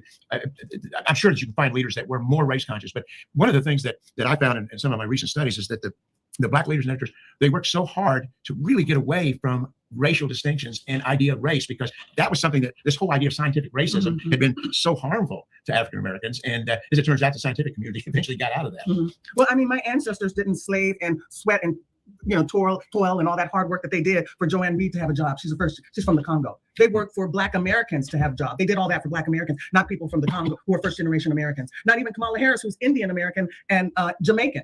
Right. My ancestors didn't work for Kamala Harris to have these benefits. They worked for. This is the famous clip that most of you have seen.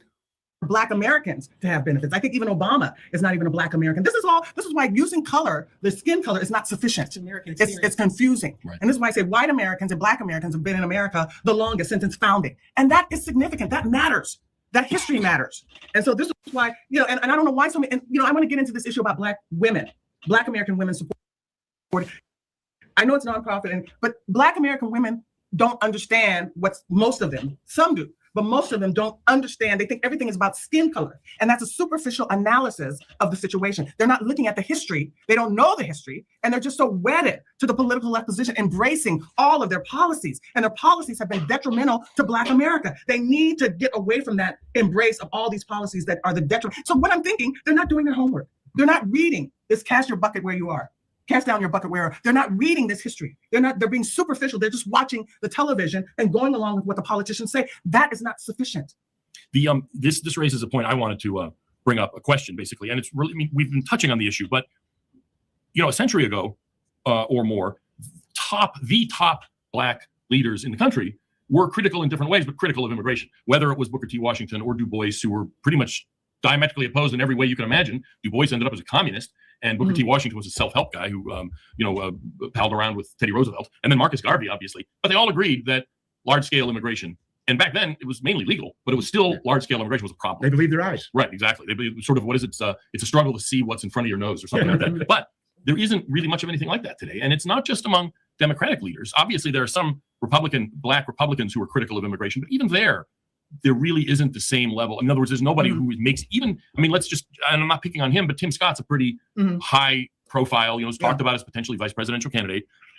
Maybe he says something about, well, we need more border control or something. That's just an easy thing for politicians to say. Why aren't there more black leaders, prominent people, no insult to anybody here, but I'm talking about the top people in the country who are willing to talk about immigration? The issue is because these folks have been bought and paid off.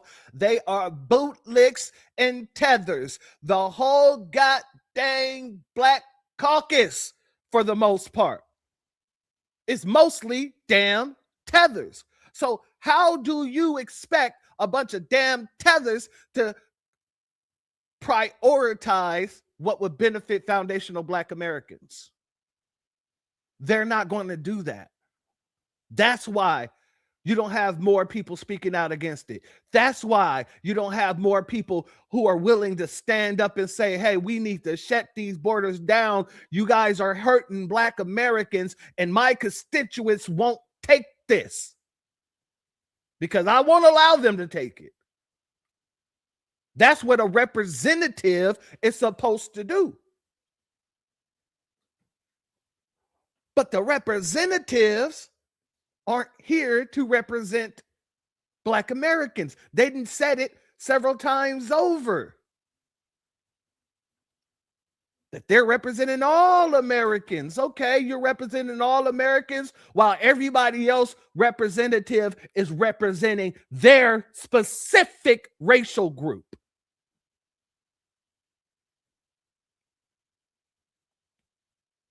But that's the answer to his question. I just wanted to make sure I, gave him an answer. Just sitting there on the ground waiting for somebody to pick it up. Well, the establishment. Can I answer? No, well, go ahead, Donna, and then you can go. I'll say this. Unfortunately, most of the Black political leaders that have a platform are actually politicians. Now, I'm from a nonprofit. We don't endorse anyone, but I think that they go along with whatever the prevailing issue that will keep them in their positions. They don't have boots on the ground in the communities, hearing like we do from the people that think this is important. The other thing is you'll see prominent community leaders on the local level talking about the destruction of illegal immigrants. What's problematic is they're not given a platform. When you have a mainstream media whose primary concern is making sure narratives are consistent with whatever the agenda is, they're not going to give you that platform. In fact, if you notice, and I don't endorse any candidate one way or the other, if you notice Eric Adams, all of a sudden he's under investigation, and many of the members of his team, because he's gotten out of step with what the narrative needs to be. So, but there are people who want to speak up. I have many of them. We just have to have people who are brave enough to be able to allow their voices to be heard. And so that is the biggest issue. It's the platform, not the people in the community who are saying this, because you go to New York, in the Bronx, you go to New York City, you go to Chicago, you go to Atlanta. I can tell you, you can go to Detroit, and those people are saying the same thing. We want jobs. We can't get those jobs because we have meatpacking plants that will only hire. My brother William, this is from the Center for Immigration Studies, and the name of this is The Impact of U.S. Immigration Policies on Black Americans. Right. The thing is that, and obviously you're right that, look, politicians are politicians. Right. The person you were talking about who was just on Washington Journal, that was Representative Al Green, who's in Houston. Right. But one of the, even when there is a political opportunity, my sense is Black politicians still don't take it. And the thing that really drove that home to me was 2006. There was a Senate race in Tennessee. It was an open seat. And Harold Ford Jr., who was congressman from Memphis at the time, and he was already in the House of Representatives, his voting record on immigration wasn't terrible for a Democrat. It was actually good. Yeah, it was actually good for a Democrat. So the point is, he was open to talking about immigration. He was running against a big business Republican, Bob Corker, who had actually, I think, had some, hired some illegal aliens. So he was vulnerable on that issue. Even then, in the sort of best case scenario, the Black politician in question, Harold Ford Jr., whatever his personal, merits or otherwise, didn't take the opportunity that was sitting on the ground in order to win. In other words, there's more than just being a politician. It seems to me. The pressure. Sure. But the pressure that comes from the people. So what you have in the Black community, and it's been happening for a long time. You have these waves, and each time the poor and the lower middle and the poor get poorer. And then you have the few elites that are given opportunities.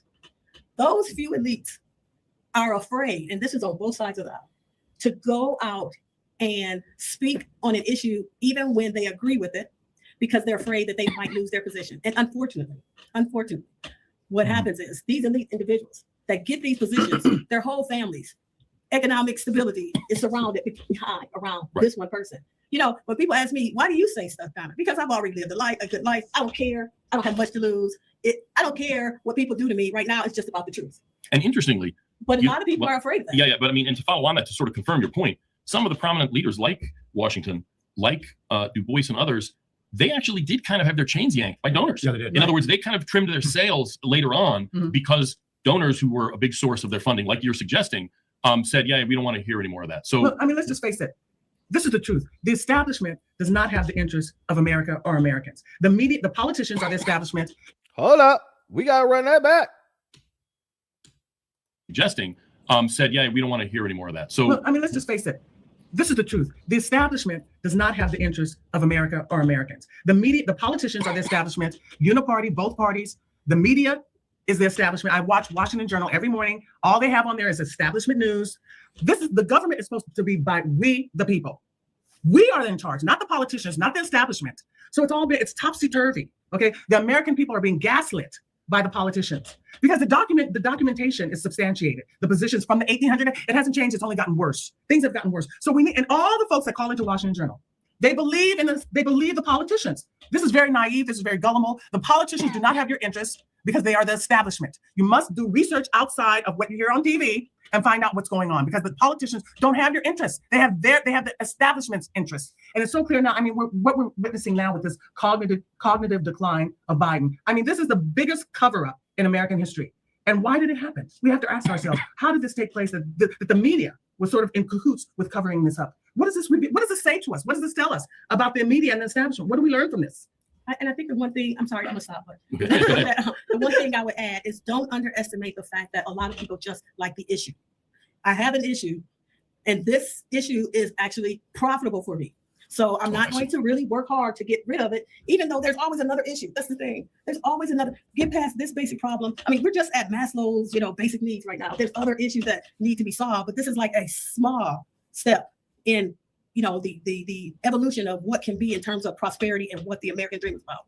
But there's a lot of black elites on both sides of the aisle that just like to be able to talk about the issue. They don't want it to be solved. Well, and Black Americans reduce everything to racism. And the political left, the Democratic Party reduces everything to racism. That's not sufficient. That's superficial, that's shallow. You got to go deeper. Other things are taking place. You can't reduce everything to racism because everything is not racism. There are other issues. Economic issues are more important, I think. Before we get to the next question, I just wanted to make sure we, first of all, re-emphasize Black America for Immigration Reform. The website is protectblackworkers.org. And economics. Yes, exactly. Economic. And do you guys have a Twitter handle yet? Or no, I don't have a Twitter handle. You have a Twitter handle. Yeah, right? I'm the former. Somebody was brother Christopher was just asking that question. She may have one now, but when this was done, I believe 2024 July last year. When this was taking place, she didn't have one. Well, they didn't have one. They might have one now, though. Radio host of the Naked Truth Report. Now I'm the executive director of BAIR. And you're on Twitter at Kathleen TNTR. Right, because I used to have the Naked Truth Report radio show for 5 years. And Roy was a guest on my show. We discussed his book, Back of the Hiring Line. This is another important issue that I want to point out in his book is that the Statue of Liberty was meant for the newly freed slaves and their descendants. So it wasn't meant, the Statue of Liberty is not meant for immigrants. It's for the newly freed slaves and their descendants. So you see, the establishment confuses everything. This is what I think. We did have a question I wanted to get in. And this is about sort of occupational segregation or racism. I'm filling in a little here from the question, but decades ago, unions froze Black workers out of certain sort of better paying like trades, sort of higher level, whatever it was, carpentry and stuff like that. It was hard to break in. That obviously doesn't exist anymore. But does large scale immigration almost kind of recreate that phenomenon where it's hard to say if you're a young Black man to get into, to break into construction if it's almost like there's a cartel of illegal immigrants or even just immigrants in general being hired. So in other words, the union halls don't have to say, Blacks aren't allowed here, we're not going to hire them, because immigration kind of does the same job without having to write it down. Yeah, and I'd say the first rung of the ladder issue is so key to this, is that what's happening. We're going to skip forward, family, because there's other stuff I want to get to, but there is one more part that I really want you to hear. It's right here. Let's go here. The 1924 law and its various changes, while mass immigration. That's why they're recruiting. One last point, we're getting at the end, so we've only got a couple minutes left, is this isn't so much a specific question, but just an observation of the irony that in 1965, the 1965 immigration law, which restarted mass immigration, was passed in part as a civil rights measure. In other words, it was kind of part of the civil rights movement because the law up to that point, the 1924 law and its various changes, while they were wildly beneficial for Americans of all kinds, it did have this mechanism that was explicitly race-based, or at least national origins-based, fewer Italians and more Irish or whatever it is. Exactly. So getting rid of that was seen as a civil rights measure. It was explicitly presented that way. It was passed when the Civil Rights Act had been passed the year before, all kinds of other civil rights measures. And so the irony is that what was passed as in part a civil rights measure has in fact ended up undermining the interests of the people that the civil rights movement was supposed to help. I agree with you completely. The Immigration Act was passed a year after the Civil Rights Act. Listen, everything needs to be reassessed and reexamined. Everything, even the Civil Rights Act. I always say Martin Luther King needs to be looked at again. Do you think Martin Luther King would be happy with that Black Americans only have 25% two-parent households? Do you think Martin Luther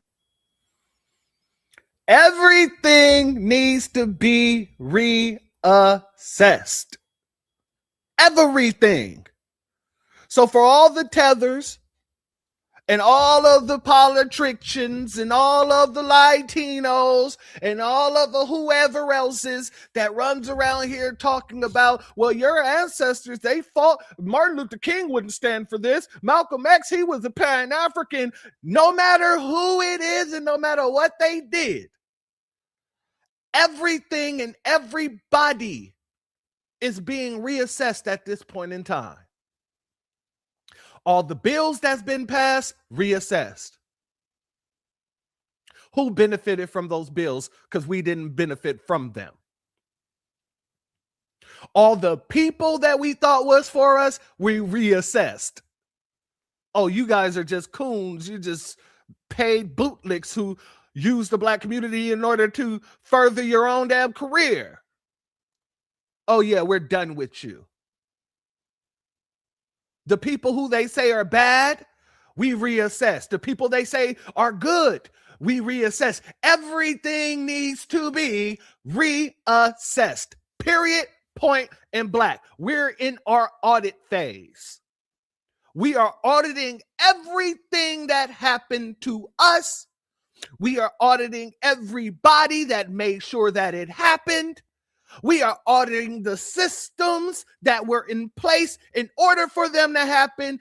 Everything is under audit. This is the FBA audit days. We are not just sitting around taking what somebody might have said 70 years ago and holding it as fact. We are not taking just outdated goddamn tactic and sources without reevaluating did any of these things work. This is our audit. And trust me, that's why these folks really don't like us. Not just our blood tied to this land, the fact that this new generation is just that, a new generation who's looking back at everything that happened from the time we got to this country up until today. And we're asking, did any of this benefit us? And if so, in which ways? If it did not, who did it benefit? So we know not to make that mistake again. Family, this is how politics work. Congratulations to each and every one of you. We are the most savvy when it comes to politics. Of all of our predecessors, it is us who is doing the work politically in the right manner. I've always said that politics is an exchange. It is a fight for resources. And if you're not getting anything out of that vote, then that vote should stay in your pocket. And when I first started saying that, it was driving a lot of the Democratic shields crazy because they could not debate me on that. They could not debate the fact that when they go over to the goddamn Latinos, they come out with something for the Latinos, DACA. When they go to the Nabisco, they come out with something for the Nabisco unions. When they go to the Asians, they come out with something for the Asians, even though they didn't need it, the hate crime bill and $50 million. We're not going to allow them to keep getting what is ours to hold on to if they're not bringing what's owed to us to the table. That is the generation they was afraid of. That was the Black Messiah that J. Edgar Hoover was terrified of. People think that the Black Messiah is one person. It is not, ladies and gentlemen. You are the Black Messiah. I am the Black Messiah. We are the Black Messiah, and this is what they've been terrified of, and this is the time that they've been dreading. So I want you all to take a bow, because you are the highest version of everyone that came before us. Everything that they went through to bring us here today, I salute each and every one of them for. And now it's our turn to show the world exactly why they fear us.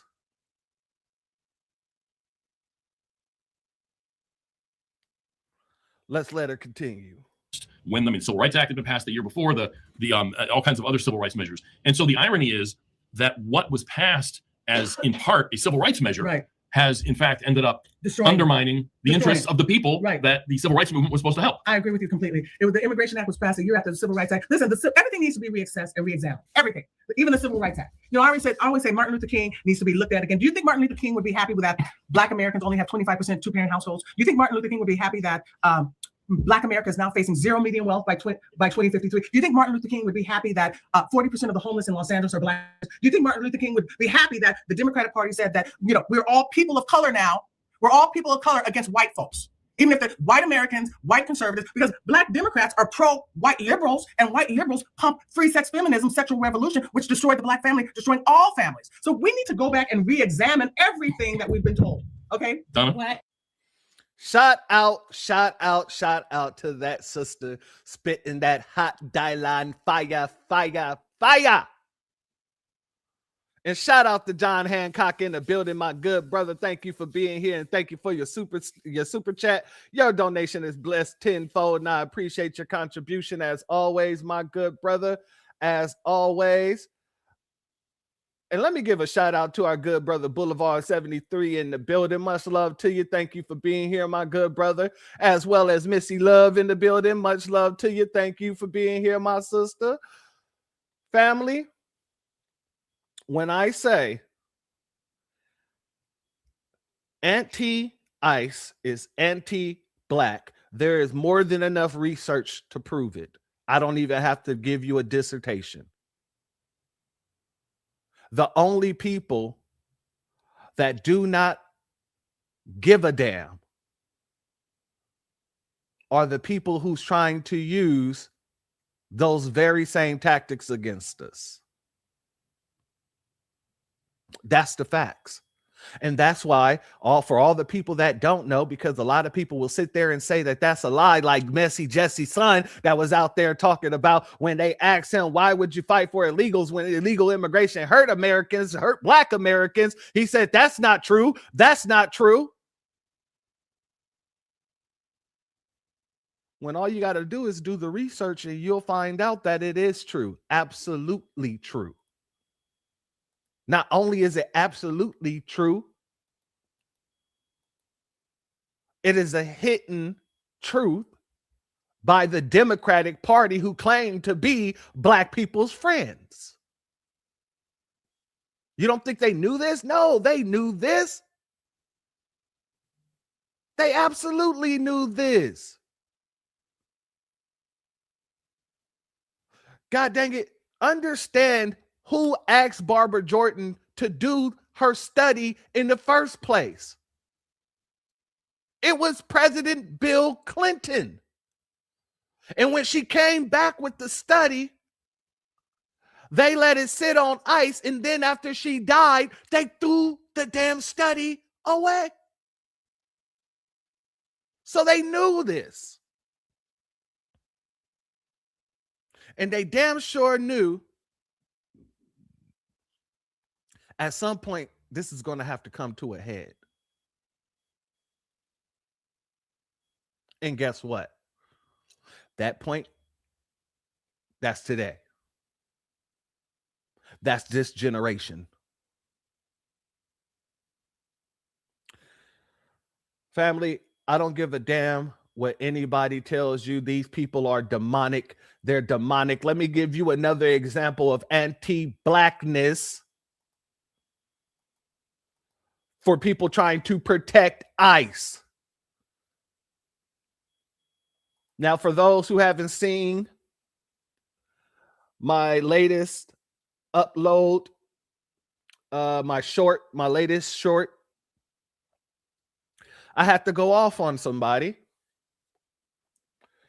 because one of our sisters was unalived by an illegal trying to flee from ICE. He hit an illegal U-turn and ran into our sister's car. Let me first start out by saying rest in peace to Dr. Linda Davis. She's our sister. She was a teacher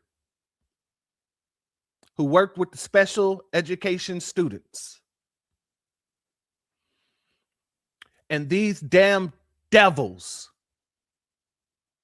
Oh man, let me play this first and then we'll get into these devils. Let's go here. Broken glass and bent car frames being taken off the roadways in Chatham County after an early morning crash. The deceased, a beloved special education teacher, Dr. Linda Davis, who worked less than a mile away at Hess K-8. While students were out for President's Day, Monday was a work day for teachers like Dr. Davis. The school responding, releasing a statement saying, "We should all expect and try to understand that there will be a variety of emotions and responses as to what has occurred. The most important thing we can do is to be supportive and encourage an open expression of feelings." As for what led up to it, police say ICE officers initially attempted a traffic stop of 38-year-old Oscar Vasquez Lopez. The Department of Homeland Security says he was initially stopped, then sped away, running a red light and making an illegal U-turn, which caused the deadly collision. DHS releasing this photo, saying he was in the country illegally from Guatemala. Vasquez Lopez has been charged with reckless driving, driving without a valid license, vehicular homicide, and other offenses. ICE policy says in regards to a situation like this, ICE officials use reasonable and necessary force when someone resists arrest. ICE officers and agents prioritize safety, including the safety of the people that they arrest, and are highly trained in de-escalation. Vasquez Lopez is currently in custody in the hospital. Authorities say he did not suffer serious injuries in the crash. All right, so that was the clip from the news. Let me pull this down for a second. Now I got to tell you, well, not even tell you, I got to show you. I got to show you what these devils are doing. They're trying to once again use Black Death to push their agenda. They're using Black Death, the loss of our sister, to try and push an agenda to get people out there against ICE, because they're not saying that an illegal unalived her. They're saying that ICE unalived her. Oh yeah, let's get there. Let's get over there. Let me pull this up right now.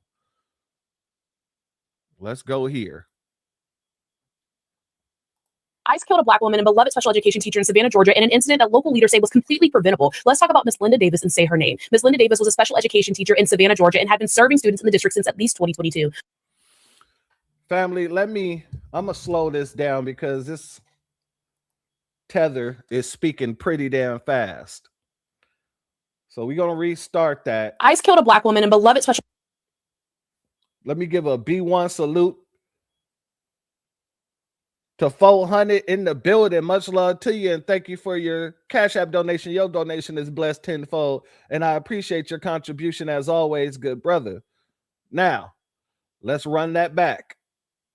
Education teacher in Savannah, Georgia, in an incident that local leaders say was completely preventable. Let's talk about Miss Linda Davis and say her name. Miss Linda Davis was a special education teacher in Savannah, Georgia, and had been serving students in the district since at least 2022. On Monday morning, she was driving near her school around 7:45 a.m. when DHS, who decided to chase an undocumented man during morning rush hour traffic, caused the accident. The man that was being chased hit Miss Davis's car, and Miss Davis had to be cut out from her vehicle by firefighters who performed CPR at the scene. She sadly passed away at the scene. Now, according to local news, everyone who knew Miss Davis described her as a light. Her principal called her a beloved member member of our school family whose loss affected the campus deeply. She made students, custodians, teachers, and everybody around her feel like they mattered. Her school had to bring in counselors to help students and staff process this tragedy, and now her students must exist in a world where she is no longer here. The man DHS was chasing in rush hour traffic was Oscar Vasquez Lopez. He's a 38-year-old undocumented man from Guatemala, and federal agents spotted him and tried to pull him over and initiate a traffic stop. At this time, there does not seem to be a reason for the traffic stop other than the color of his skin. And just a reminder, the Supreme Court made stops like this legal when it said that it would allow ICE to consider race, ethnicity, language spoken, and appearance as factors when conducting immigration stops. Now, when Mr. Lopez was pulled over, fear took over him and he fled. When he fled, they chased him through Savannah streets during the morning rush hour. And I know there's some of you that will demand answers as to why he didn't just stop and comply with an agency that has been shooting and killing people on camera, instead of just wondering why ICE initiated a high-speed chase during rush hour traffic to kidnap an undocumented man with no criminal history in the county.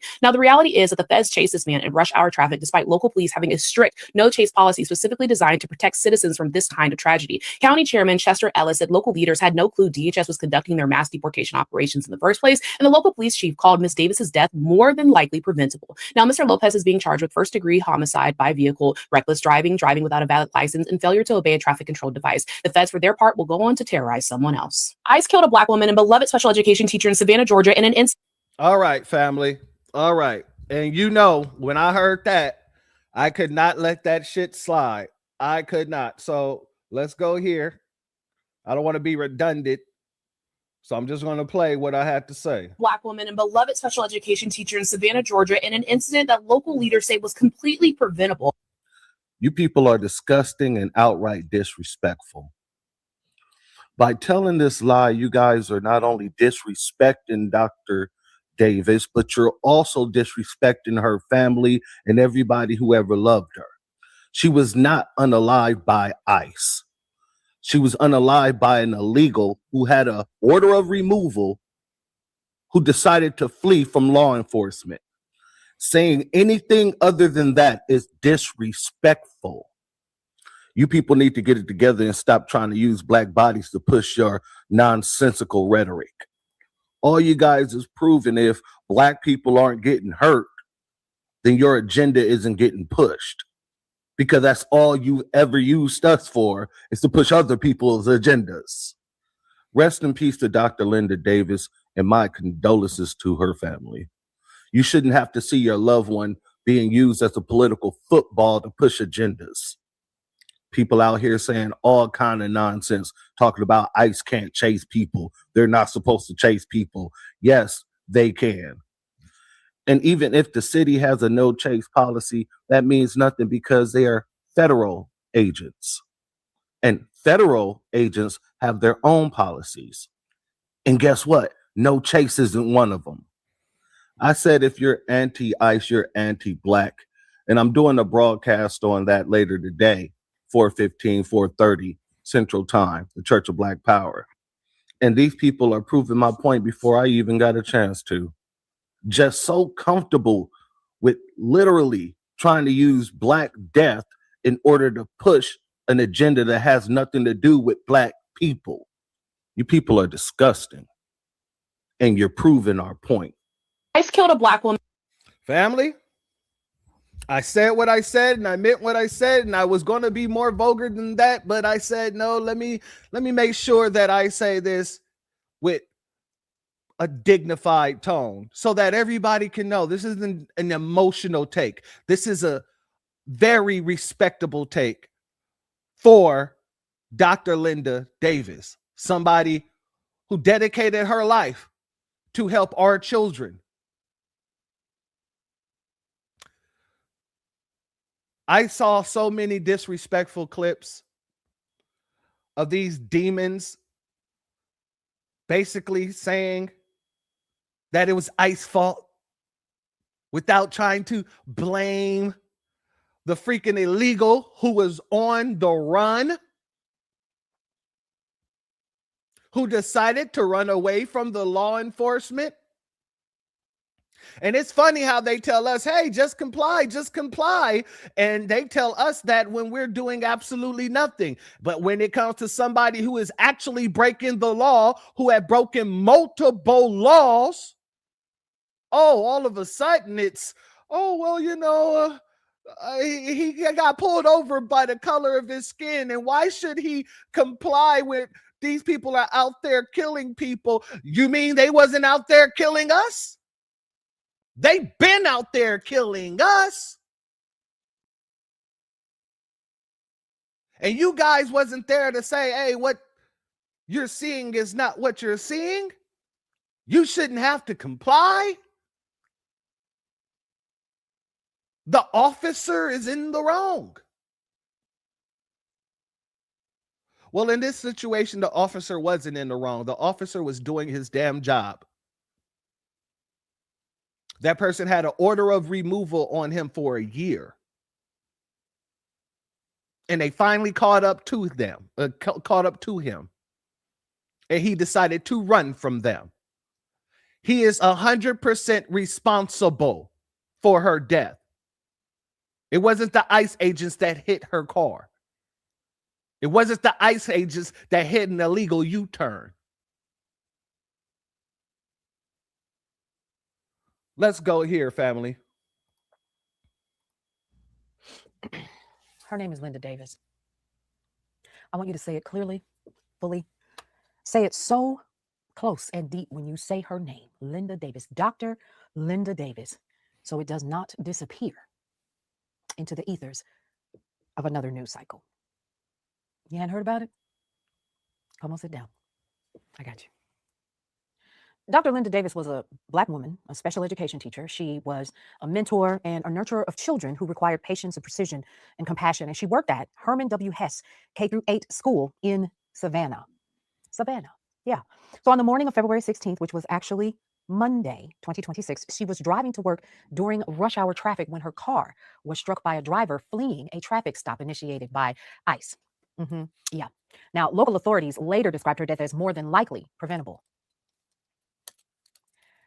I've been holding off on this one only because they didn't even check on her for 25 minutes in a crushed car. So according to reporting from the Associated Press, city leaders questioned why a high-risk vehicle stop was initiated in dense commuter traffic near schools. Now, Savannah's mayor, Van Johnson, he raised some concerns about it immediately and about coordination between federal agents and local law enforcement. The rule in Savannah is... Hold on. I'll hold off. Let me let her finish with the rule.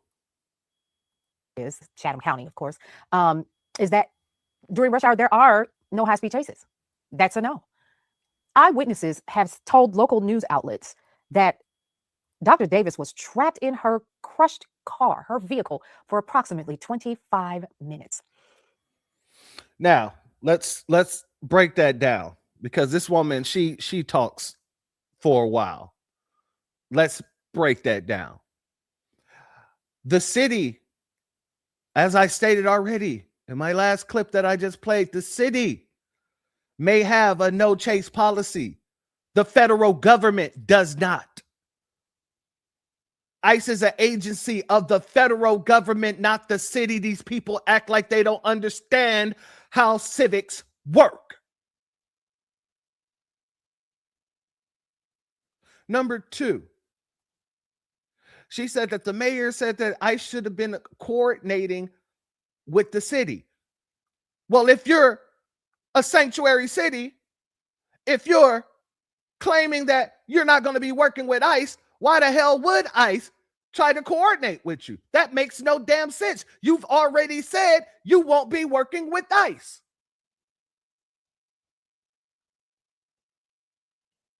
So at the end of the day, this is just as much as your fault as it is that illegal. Because while you don't have any problem working with all these other agencies, you can work with the police department, you can work with EPA, you can work with god dang it ATV, you can work with a god dang whatever. But when it comes to ICE, you're choosing not to. That's a violation of the constitutional right that we have. You know, equal protection under the law.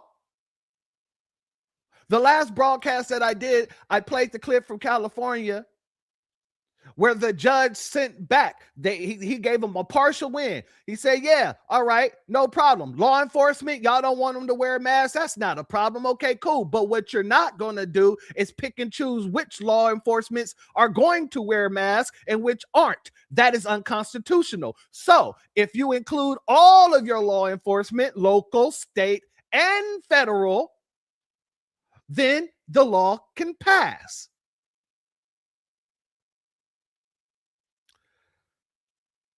That's how you make it constitutionally sound. They don't want to work with ICE, but they're willing to work with all these other agencies that target us. That's a violation of equal protections.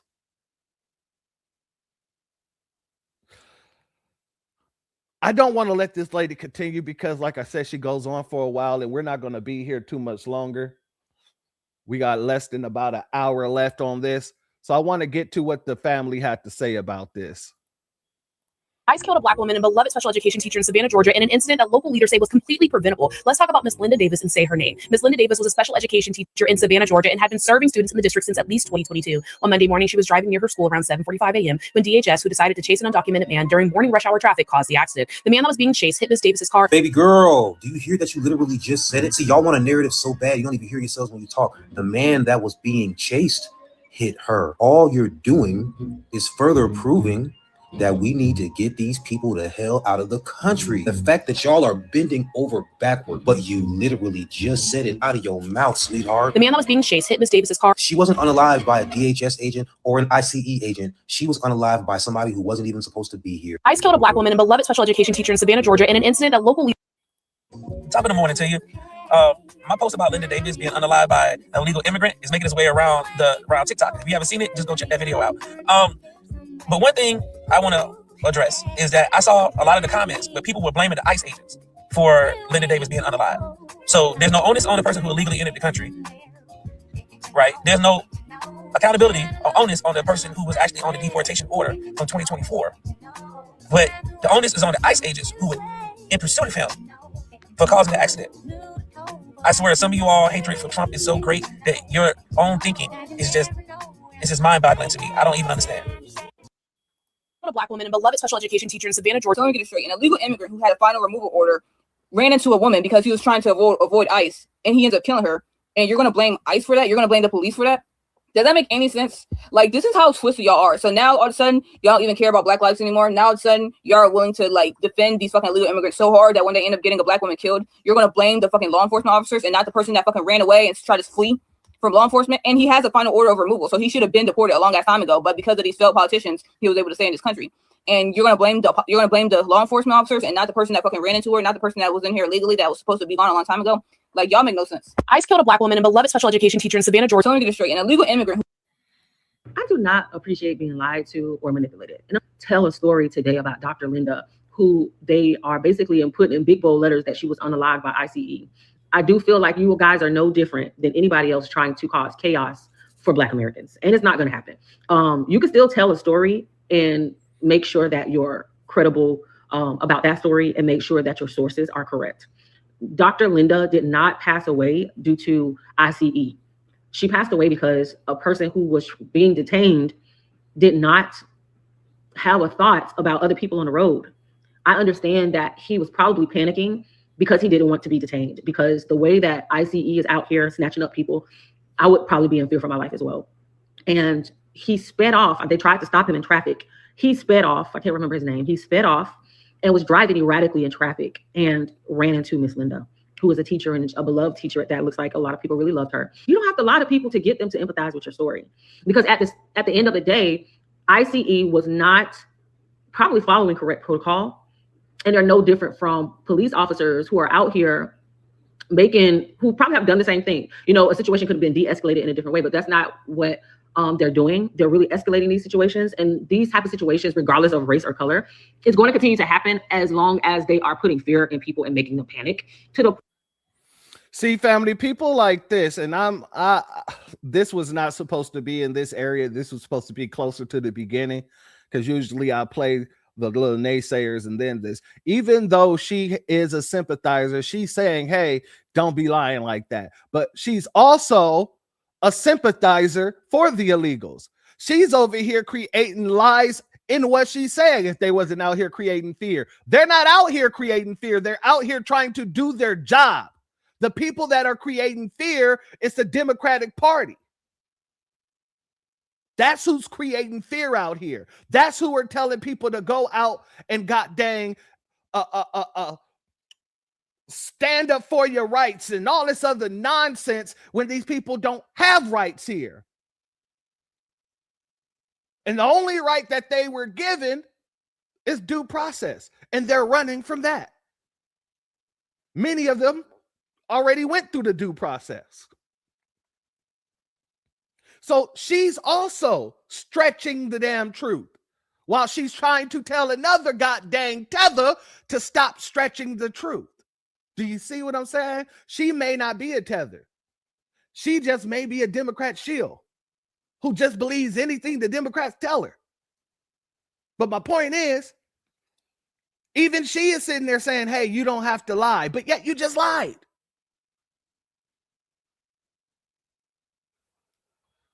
Point where they would rather take off in a vehicle knowing they're not going to get too far. At the end of the day, we still have to put accountability for morality. That person is just trying to self-preserve, and in the process of self-preserving is acting erratic, and someone, gets hurt because of that. All right, we're done with you. You're trying to make an excuse for the person. He shouldn't have been here. He shouldn't have ran. Period. Because now one of our sisters has been unalived because he did. And because he is. Stop trying to overcomplicate the situation. The situation is very damn clear.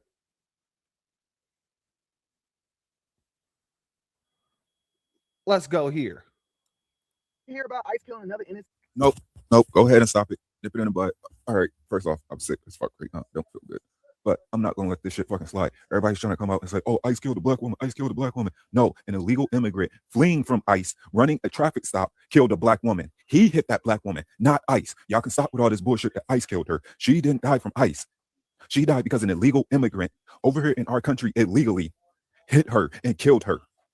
Don't try to put that shit off on ICE. That was the illegals. Just another reason why they need to get the fuck out of our fucking country. Don't let them lie to y'all. You know what? Let me find that video. I'm going to throw that shit at the end of this, but yeah. Davis was killed in a car wreck that caused a man without legal status fleeing a traffic stop with immigration. I'll hear about ICE killing another innocent. ICE killed a black woman and beloved special education teacher in Savannah, Georgia in an incident. No, they didn't. And your reporting on this is one of the most disgusting pieces of news I've seen in a very, very long time. I told you guys 2 weeks ago that these people needed black blood for some reason to sacrifice on their altar of liberal ideology. I told you guys that. Here we are 2 weeks later, and it's happened. Here's what actually happened in that situation. This illegal immigrant came to America illegally. In 2024, he had his day in court, and they ruled that he should be deported. He was not deported because ICE was not enforcing deportation back then, and he was stayed in the country, and he's been driving illegally on a suspended license.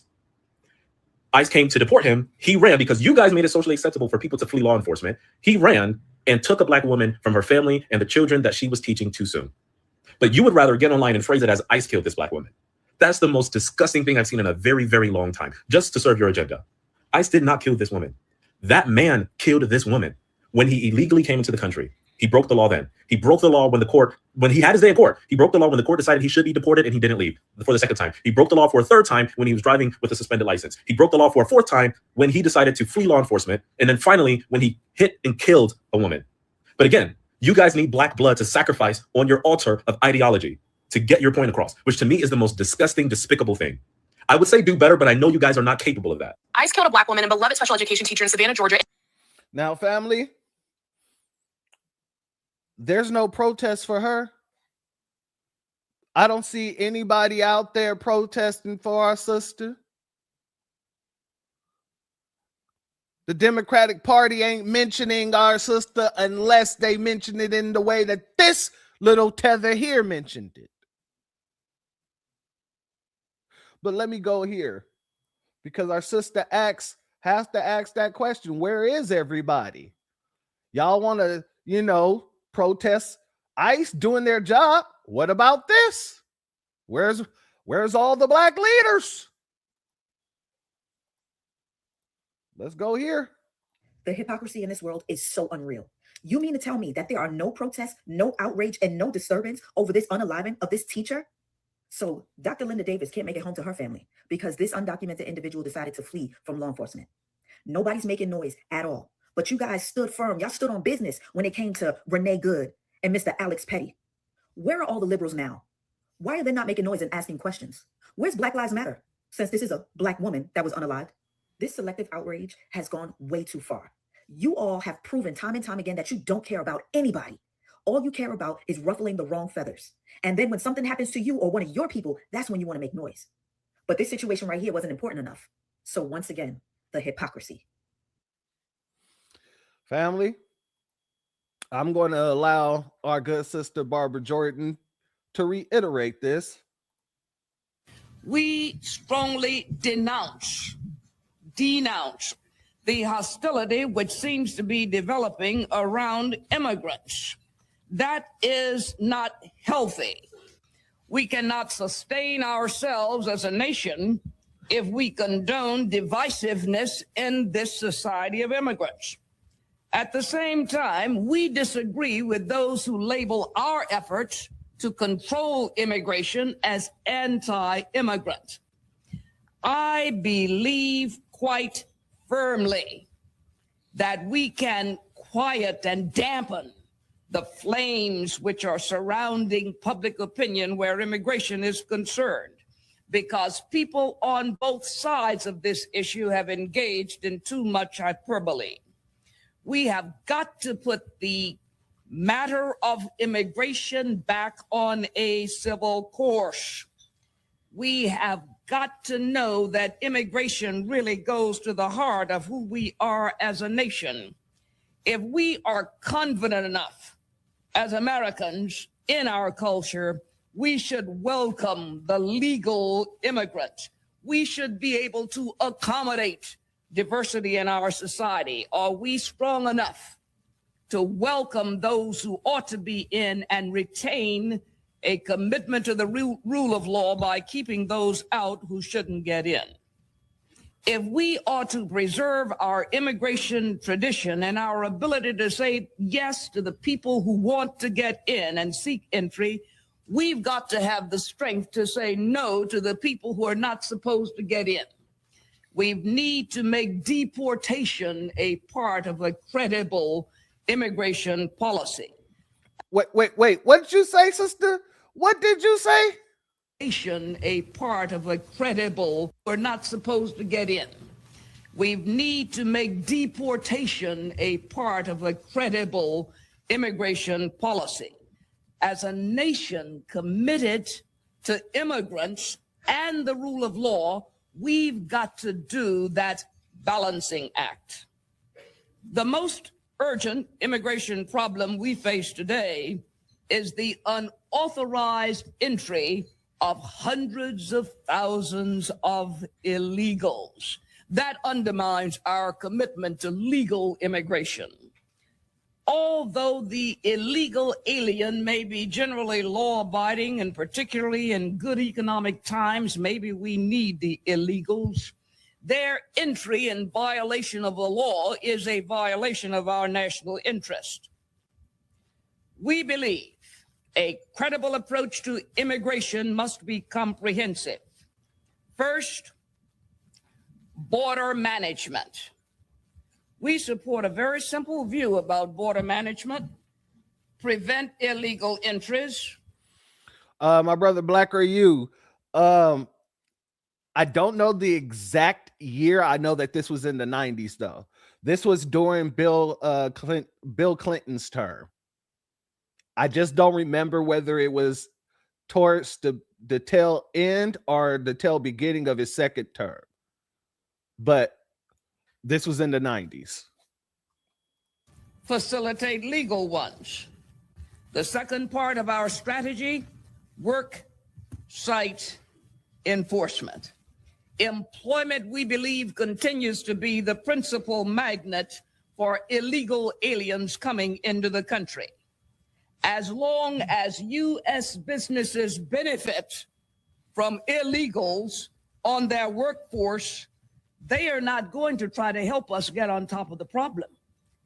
We believe that employer sanctions must be made to work, and enhanced labor standards enforcement essential components of a strategy to reduce the job magnet. The third part of our recommendations, immigrant eligibility for public benefits, that's a major one. The Commission believes that decisions about eligibility should support the objectives of immigration policy. Using these objectives as a measure of benefit policy, we come to the following conclusions. First, legal permanent residents should continue to be eligible for needs-tested assistance programs. Our views on eligibility for benefits of illegal aliens are different from those benefits that are recommended for legal aliens. If an alien is in this country lawfully, he should receive whatever benefits a lawful resident receives. But if a And I can agree with that. If he's here lawfully, then, then go ahead and break them off, make sure they're okay. Apparently, this is what they do. But illegally, yeah, let's hear what her recommendation for illegals was. a person is here unlawfully, he should be entitled to no benefits. He should be entitled to no benefits. He should be entitled to no benefits. No benefits. Why the distinction between the eligibility of legal aliens and illegals? Illegal aliens don't have the right to be here. They broke the law to get here. They never intended to become a part of our social community, and they are not entitled to benefits. And I agree with you, Angelic. It's not about really agreeing with her in that sentiment. I mean, if you're here legally, then yes, there are benefits that you should be able to receive as a legal citizen. However, if you're not, then you're not. Now, I don't believe that everybody that come here that becomes a citizen should be able to pull from benefits or whatever, because if you had the money to get here, right, or you import here, then you should have the money to take care of yourself when you get here. So I don't believe that certain benefits should be given to people just because they're legal citizens. No, but I do understand what she's saying. Hey, if we're going to give benefits, it should be to only legal residents, legal citizens, and illegals. No, you don't get a damn thing. So that's where I mostly agree with her there. Illegals, you don't get a damn thing whatsoever. Now, if you're a legal citizen and you need some help with your health care and you go in to get some help for your health care and you're a legal citizen, then I can understand that more than a goddamn illegal walking into a building trying to get goddamn their health care taken care of. So I agree with you, my sister. I do. Trust me when I say. Sister Angelica was like, yeah, real quick. I don't know if I agree with that one. They should never be able to represent FBA in politics. That's for sure. And I second that. I approve that message 100% fold. As a matter of fact, they shouldn't even be in politics. In my eyes, in my opinion, I just don't think that they should, but who am I?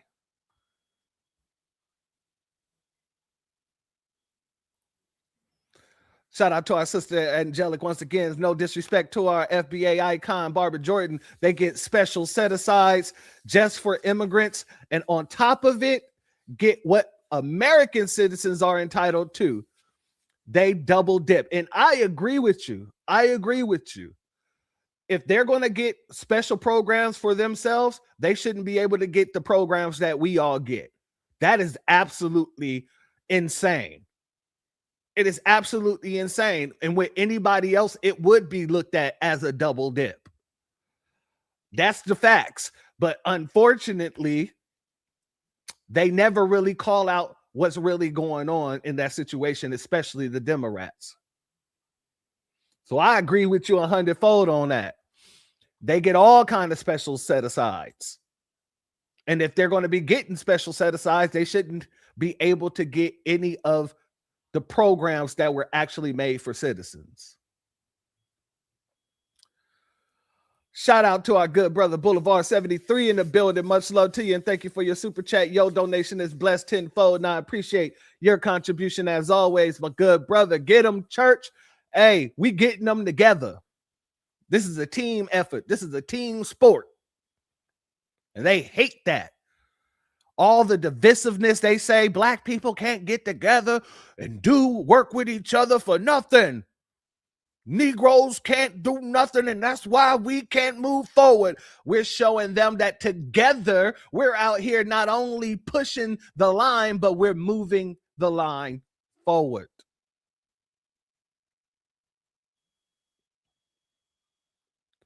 Shout out to our sister Hurricane Nisi. Church, check Barbara Jordan's lineage, please. I believe that she is FBA. I'm going to do a deeper dive into her later on in this month.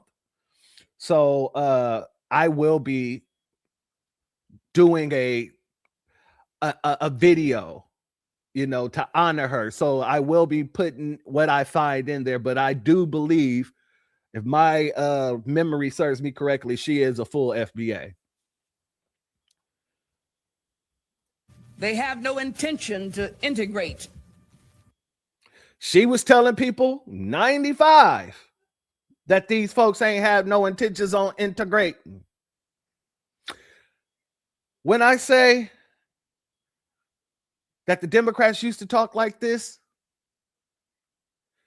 they actually did. You should have heard Obama. Well, I know you have because I played it on this broadcast before. But now, my brothers and my sisters, Hillary Clinton has just come out and said that immigration has gone too far. Oh, yes, it's been disruptive, she said. Oh, I'll let you hear it for yourself. Let's go here, family. I think we need to call it for what it is. There is a legitimate reason to have a debate about things like migration. It went too far. It's been disruptive and destabilizing. It went too far. It's been disruptive and destabilizing. It went too far. It's been disruptive and destabilizing, and it needs to be fixed in a humane way with secure borders that don't torture and kill people. I think we need to call it. Well, Hillary, borders don't torture and kill anybody. Borders are just borders. But it's very intriguing that you decided to come out and say this. I think what put a battery in your back, though, is those Epstein files. You're trying to get your eyes off of them. But anyway, we'll talk about that on Sunday. However, what was the reason? Why the change of heart, Hillary? Because we're pushing the line and we're moving the line forward. We're making sure everybody knows that we're not okay with this agenda. And like I said, they hear you, family. They see you. They know what you want and what you don't. Just saying. Let's go here, family, because I want to show you what not standing on business would enable. Let's go here. Just to be clear, we are well past fuck ICE at this point. It is now fight ICE. Oh, well, she was trying to run him over. It's self-defense. I wish she was, and I wish she did. And guess what? If she did and he died, I would have celebrated because ICE aren't people. They're fucking demons in human form. Yeah, just to be entirely clear here, just to not split any hairs, if you support ICE, you are just as bad as ICE. You're a cancer on humanity that should be excised. That is to say, I want you dead. The only true way to make America great again is to kill a fucking Nazi. So good luck, Godspeed. I have an idea. A no kings protest, but we have weapons and we use them. Violence against the state. The answer is violence against the state. Violence has always been the answer. If you are not loudly advocating for the death and imprisonment of almost everyone in this administration and everyone that has participated in these ICE operations, then you're a fucking collaborator. Remember, if ICE tries to police your polling station, mark your ballot in their blood. Thank you. If they try to break into your home without a warrant, blow their heads off. I don't want impeachment. I don't want them to serve time. I want them taken into the city town square, hung from their ankles, and cut them from groin to chin. I just want to know when the fuck we light the torches and get the pitchforks, because we just need to burn this bitch down and start the fuck over. So, you with me? So, like, if you just executed one of these Nazis in broad daylight, no, you didn't. No, you didn't. 40 people were there. You didn't execute him. He was threatening your life. Jury of your peers, get out of here. Because ICE has a violent track record of kidnappings and what now looks like murder, right? So when we see them, we don't need to be answering no questions. We don't need to be asking no questions. We just need to, whoa, hey, sir, boom. That's all I need to do. That's all we need to be doing. You want to be associated with that? Do you want to be associated with any of those people? The majority of them were what? Nabiscos. Then you had a septum ring dude. And then this tether here. Do you want to be included in any of this? This is what is being enabled. Let's go here. ICE just announced that they're spending something like $38 billion, billion with a B, on new incarceration facilities across the country to detain thousands and thousands more people. $38 billion would allow us to end homelessness in America. Okay. The estimate for that is like 20 billion. It would allow us to extend the Affordable Care Act subsidies so 20 million people across America would not get cut off of healthcare. It would allow us to provide, 3 times actually what it would require, almost 4 times what it would require to provide universal school lunches to every single kid across the country. Instead, they're choosing to spend $38 billion of your taxpayer dollars on locking up more people in these for-profit facilities. And that's totally unacceptable. ICE just announced that they're spending something like All right, Representative Jayapal, or whatever the hell your Indian last name is. You have a problem with ICE getting those billions of dollars, but did you have a problem with California losing billions of dollars to take care of a bunch of illegals? Nobody brings up any of the situations that billions of dollars went towards when they didn't have anything to do with us. $32 billion for COVID relief payment fraud. $24 billion unaccountable homeless relief. $18 billion, this is just California. $18 billion high-speed railroad fraud. We still ain't seen that. $2.5 billion food stamp fraud. Still ain't. I don't hear nobody saying anything about these things. $360 million 911 system that never worked. All of a sudden, you want to tell people about their tax dollars? All those billions you guys were sitting over to the Ukraine. Y'all wanted to give illegals who are separated from their families at the border $250,000 apiece. Or was it $450,000 apiece? It was one or the other. Either way. Y'all didn't say that that was a waste of taxpayer funds. You guys spend billions of dollars over to Israel. Ain't said a word. Not to mention all the billions of dollars that was sent to all these different places using U.S. aid for a bunch of nonsensical bull stuff, like trying to see if you could turn frogs gay and, sex changes in Nicaragua and god dang it, whatever else that you guys was sending billions of dollars around the world for. That wasn't a waste of taxpayer dollars. And then when Doge came about, all of y'all was screaming bloody murder because they was calling out all the little money wasting things you guys have been doing with our tax dollars. But now you feel the need to call people out about the tax dollars. This is what I mean. Anti-ICE is anti-black by nature.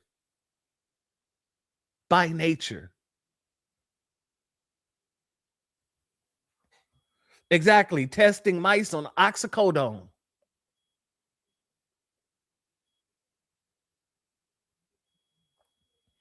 Shout out to Angelic once again. All that lost money went to illegals. I said what I said, and I agree with you. Shout out to our brother Legit Hustle in the building. He says Ukraine get billions, Israel get billions, illegals get billions, but the country falling apart and we can't get our check. Truer words, my brother, truer words. Like I said, let me show you what else they're doing. Do you know these people are out here? Harvard. Oh, yeah. Harvard University, the school that owes us reparations as well. They're out here putting together courses that has law students filling out amnesty requests for these illegals. I bullshit you not. Let's go here. So the Harvard History Department has a class where undergraduate students literally just help fill out asylum applications for illegal aliens. What is the excuse for why we haven't defunded this entire system? Now let me read this. If this will go away. This course trains and support teams. Okay. This course trains and support teams of undergraduates to contribute research and writing for asylum applications, represented by attorneys at the Maybill Center for Immigrant Justice. Yeah. Anti-ICE is anti-black. They're showing you. Why are we sending federal tax dollars there? And here's another thing.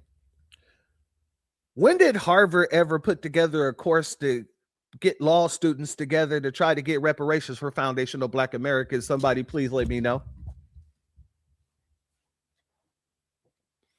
Can somebody please let me know? Has Harvard ever put together a course to bring together law students in order to work on a bill or work on something to push reparations for foundational Black Americans? I haven't seen it. I've never heard of it. This is just ludicrous. This is preposterous. That y'all wouldn't do that for us, but illegals, oh, y'all putting together courses. You're putting together courses to put together amnesty pleas for these illegals. Get the hell out of here. Get the hell out of here. Let's let them continue. Just imagine if it was like the opposite, like if students were required in class to comb through border data to find illegals to help, DHS deport them. Imagine the uproar from the left. Do you think that would be federally funded with tax dollars? So the Harvard History Department has a class. Hey, good point. Shout out to Snatch Adams in the building. Much love to you, and thank you for being here, and thank you for your super chat. Your donation is blessed tenfold, and I appreciate your contributions as always, my good brother. Nope, because then they'd be a part of that lawsuit. That is a good point and a fair point, but still, we ain't seen it. Shout out to you. Thank you for your contribution, family, and shout out to our good brother Zavon Scott in the building, as well as Lloyd in the building. Lloyd Edmond in the building. Much love to you, as well as our good brother Payroll in the building. Much love to you, and thank you for being here. Democrats always have to have a scapegoat. 100% fold, brother. 100% fold. Shout out to FBA Robin in the building. Much love to you. And if I didn't tell my sister Anita Harrell, much love to you and thank you for being here as well, my good sister. Now let's go here, because these folks out here spreading so much propaganda. You got some representative in Germany, overseas some damn where, trying to talk in our business. Germany, nonetheless. Let's go here, family. Stay inside. Keep your doors closed. They are coming. These are warnings that people shout to their neighbors when ICE is turning up in their street. Masked men raiding houses, imprisoning children, spreading an atmosphere of fear and arbitrariness. Colleagues, no one can tell me that this is simply regular law enforcement. Somebody tell me what this bitch got to do with the America? What is this bitch? And I am saying bitch for a reason. This is a bitch. Bitch, what are you doing even speaking up on our business? You don't have the right. You're not over here. You're not a part of our government. You're in Germany. And I think you need to shut your damn mouth and mind your business, because we all know about Germany.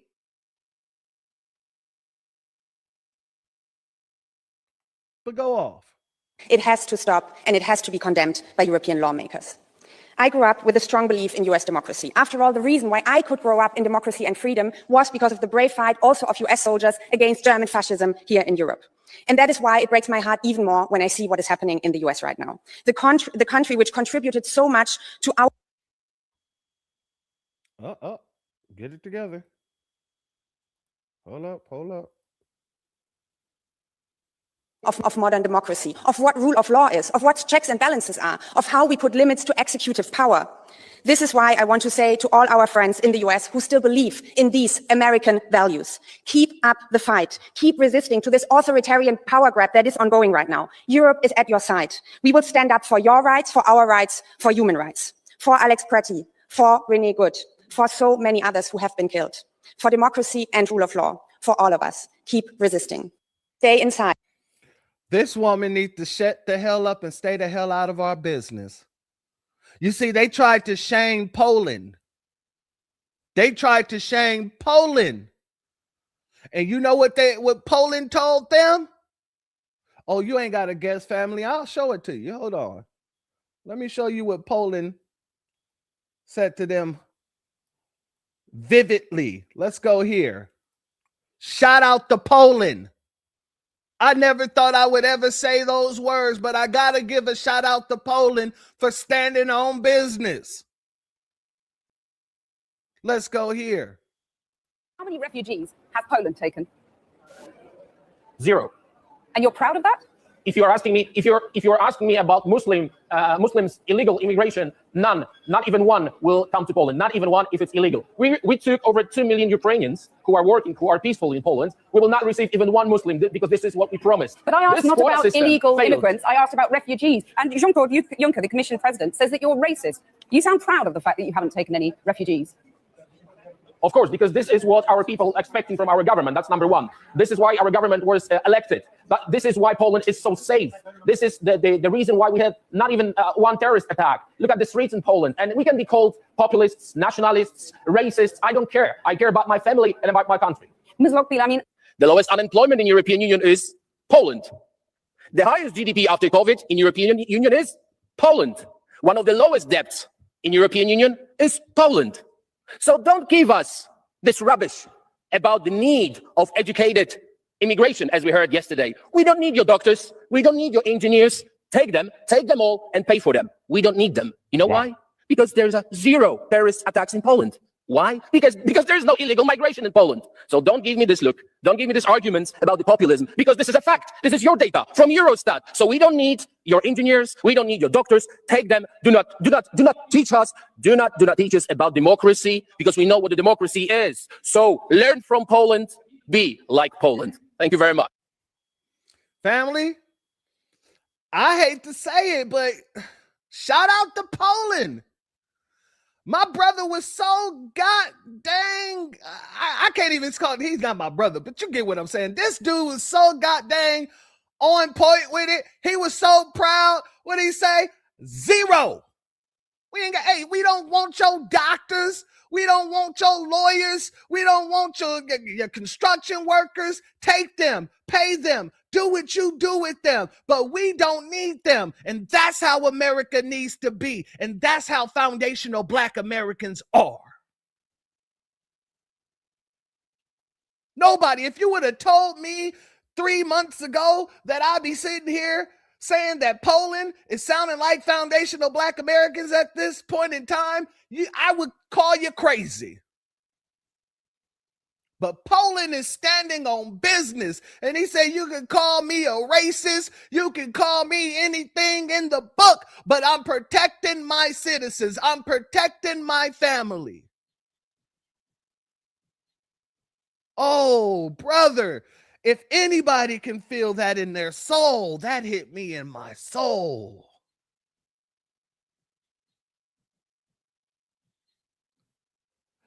I am not joking when I say this.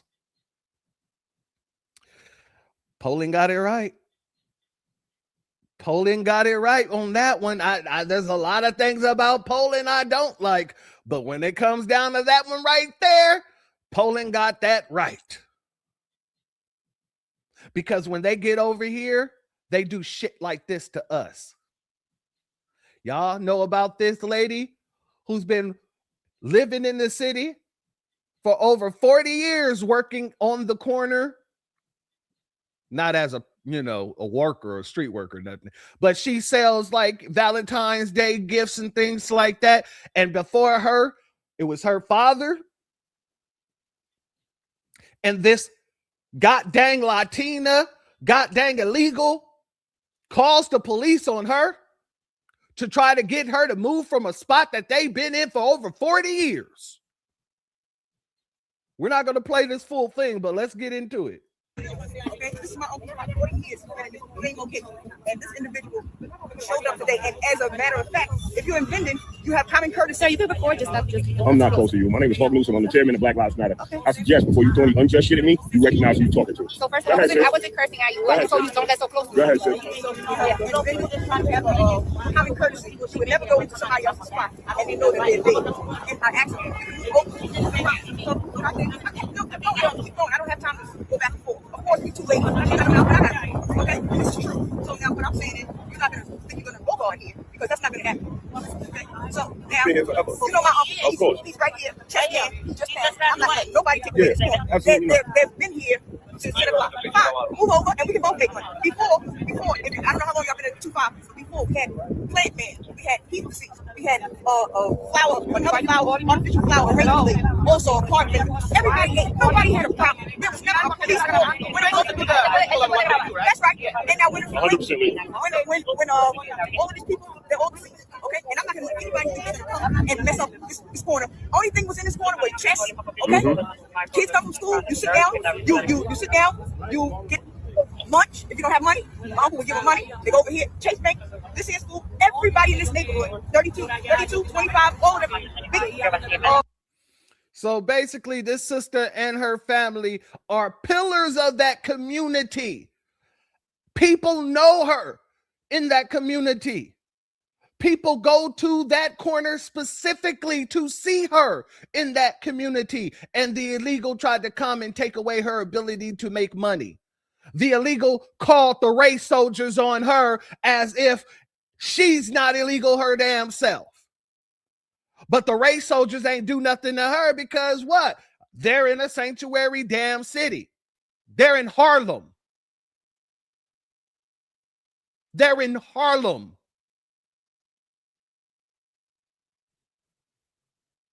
So no, we're not playing this goddamn game. We're not going to sit here and try to soften what these people are doing here. No. They're here illegally. They are anti-black, and anybody who is anti-ICE, quite literally by nature, is anti-black. And this is proof and evidence of it. Now, I'm going to play one more thing before we get up out of here. I was going to go into two things, but I'll just wait till Friday to talk about Stephen A. Smith, who thinks he's running for the president. We'll hold off on that until Friday, but we do got to talk about Lizard Luke. Got to talk about Lizard Luke. He said he's going to be running for office. He got to go to Congress, he say.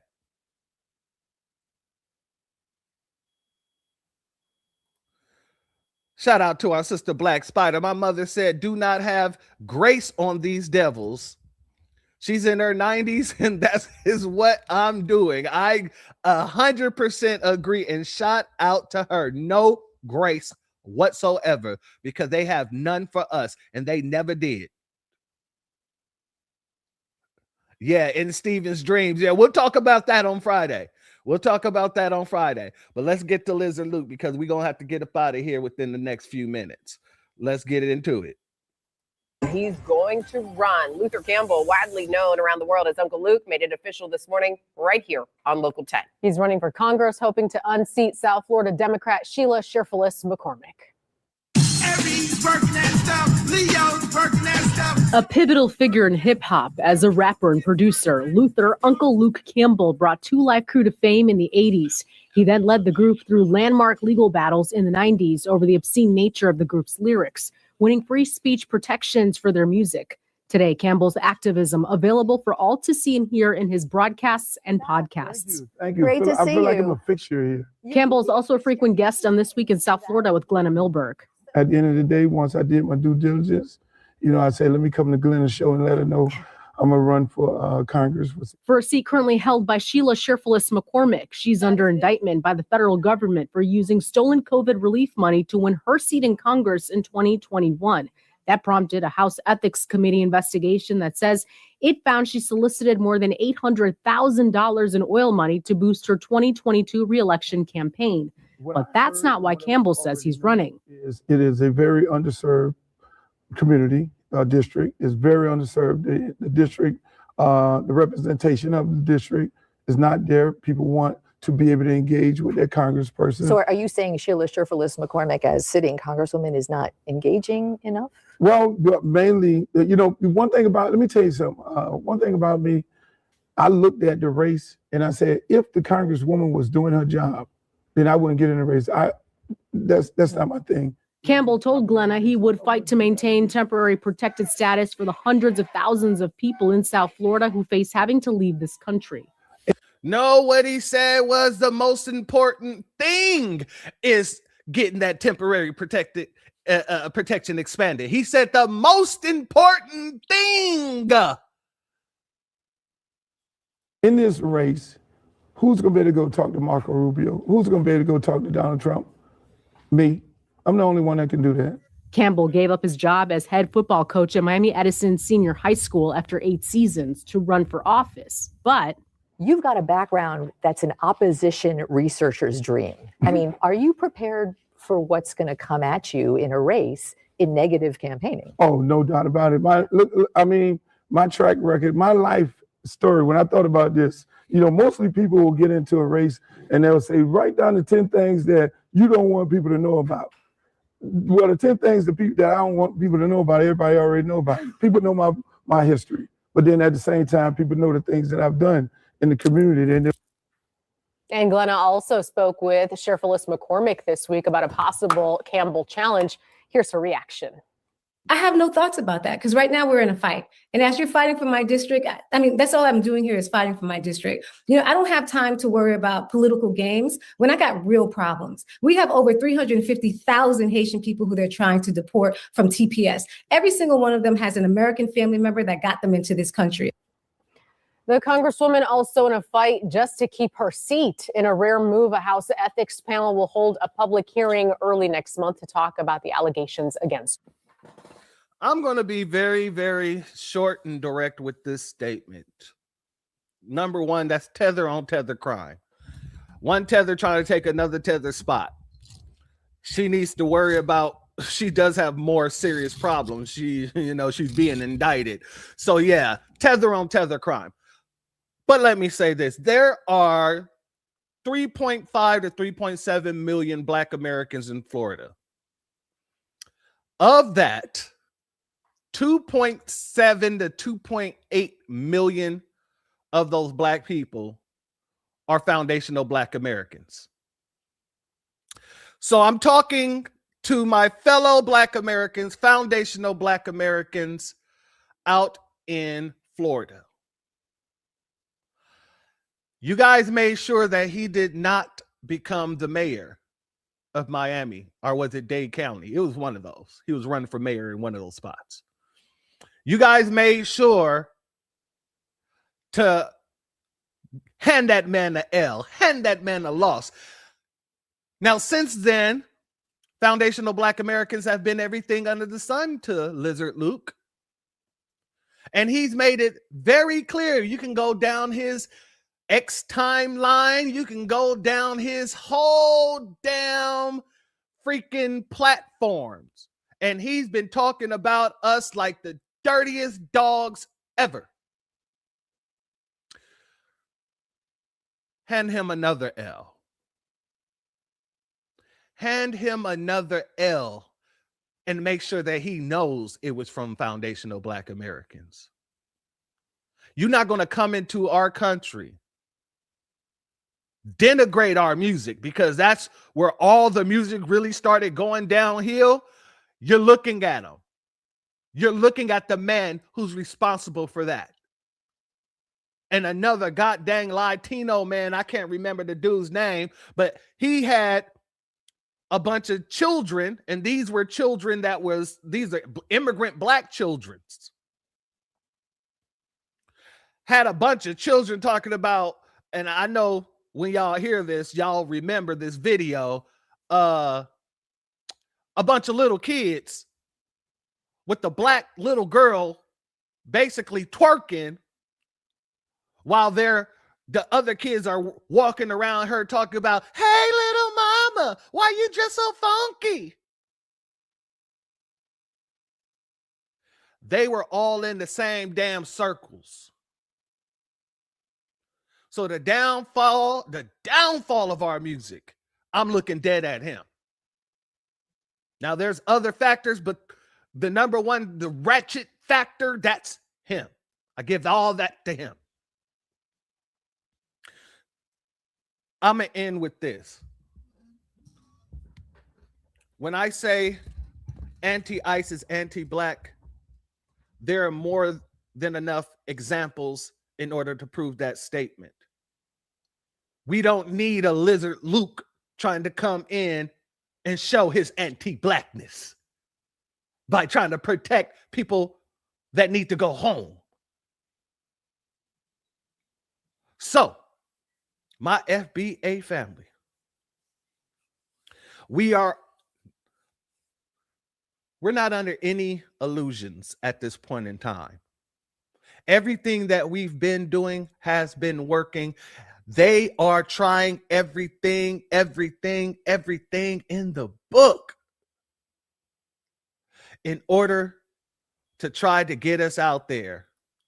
Even lying about Dr. Davis's, the way she passed away. If that doesn't show you how desperate they are to get us out there, if that doesn't show you how desperate they are as a party,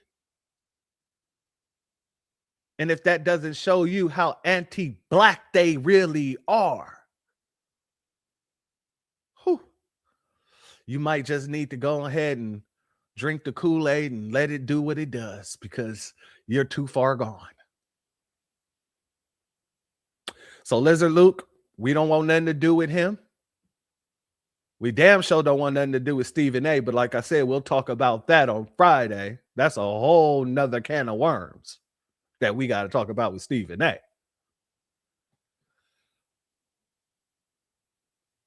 But to you pathetic Democratic shills that is so willing to use Black death in order to push an agenda that has nothing to do with us, your time is coming.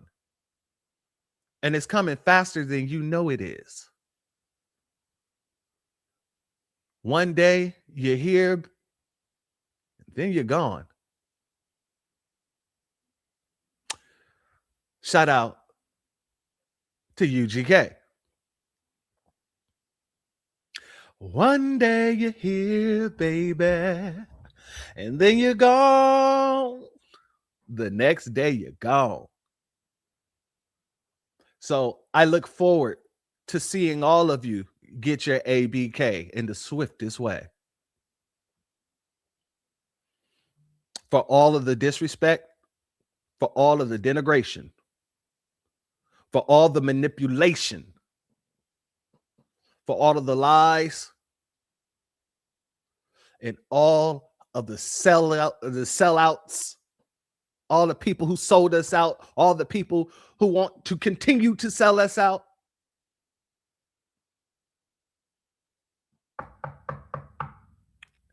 That's ABK knocking at your door. Oh, I hope it isn't too bad on you. Oh, you know what? I'm lying. I can't tell a lie. I hope it's as bad as it can get. Because that's all you wanted for us. Until you do right by foundational Black Americans, every damn thing you do will come back on you.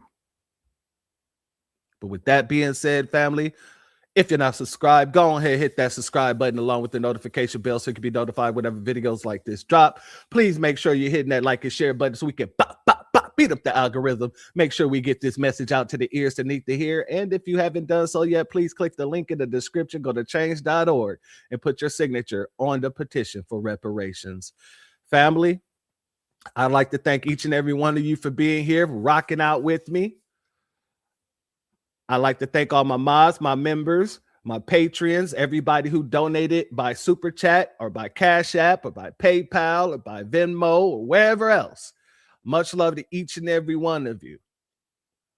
And I want you all to have a fantastic rest of your hump day. Go out and hump something.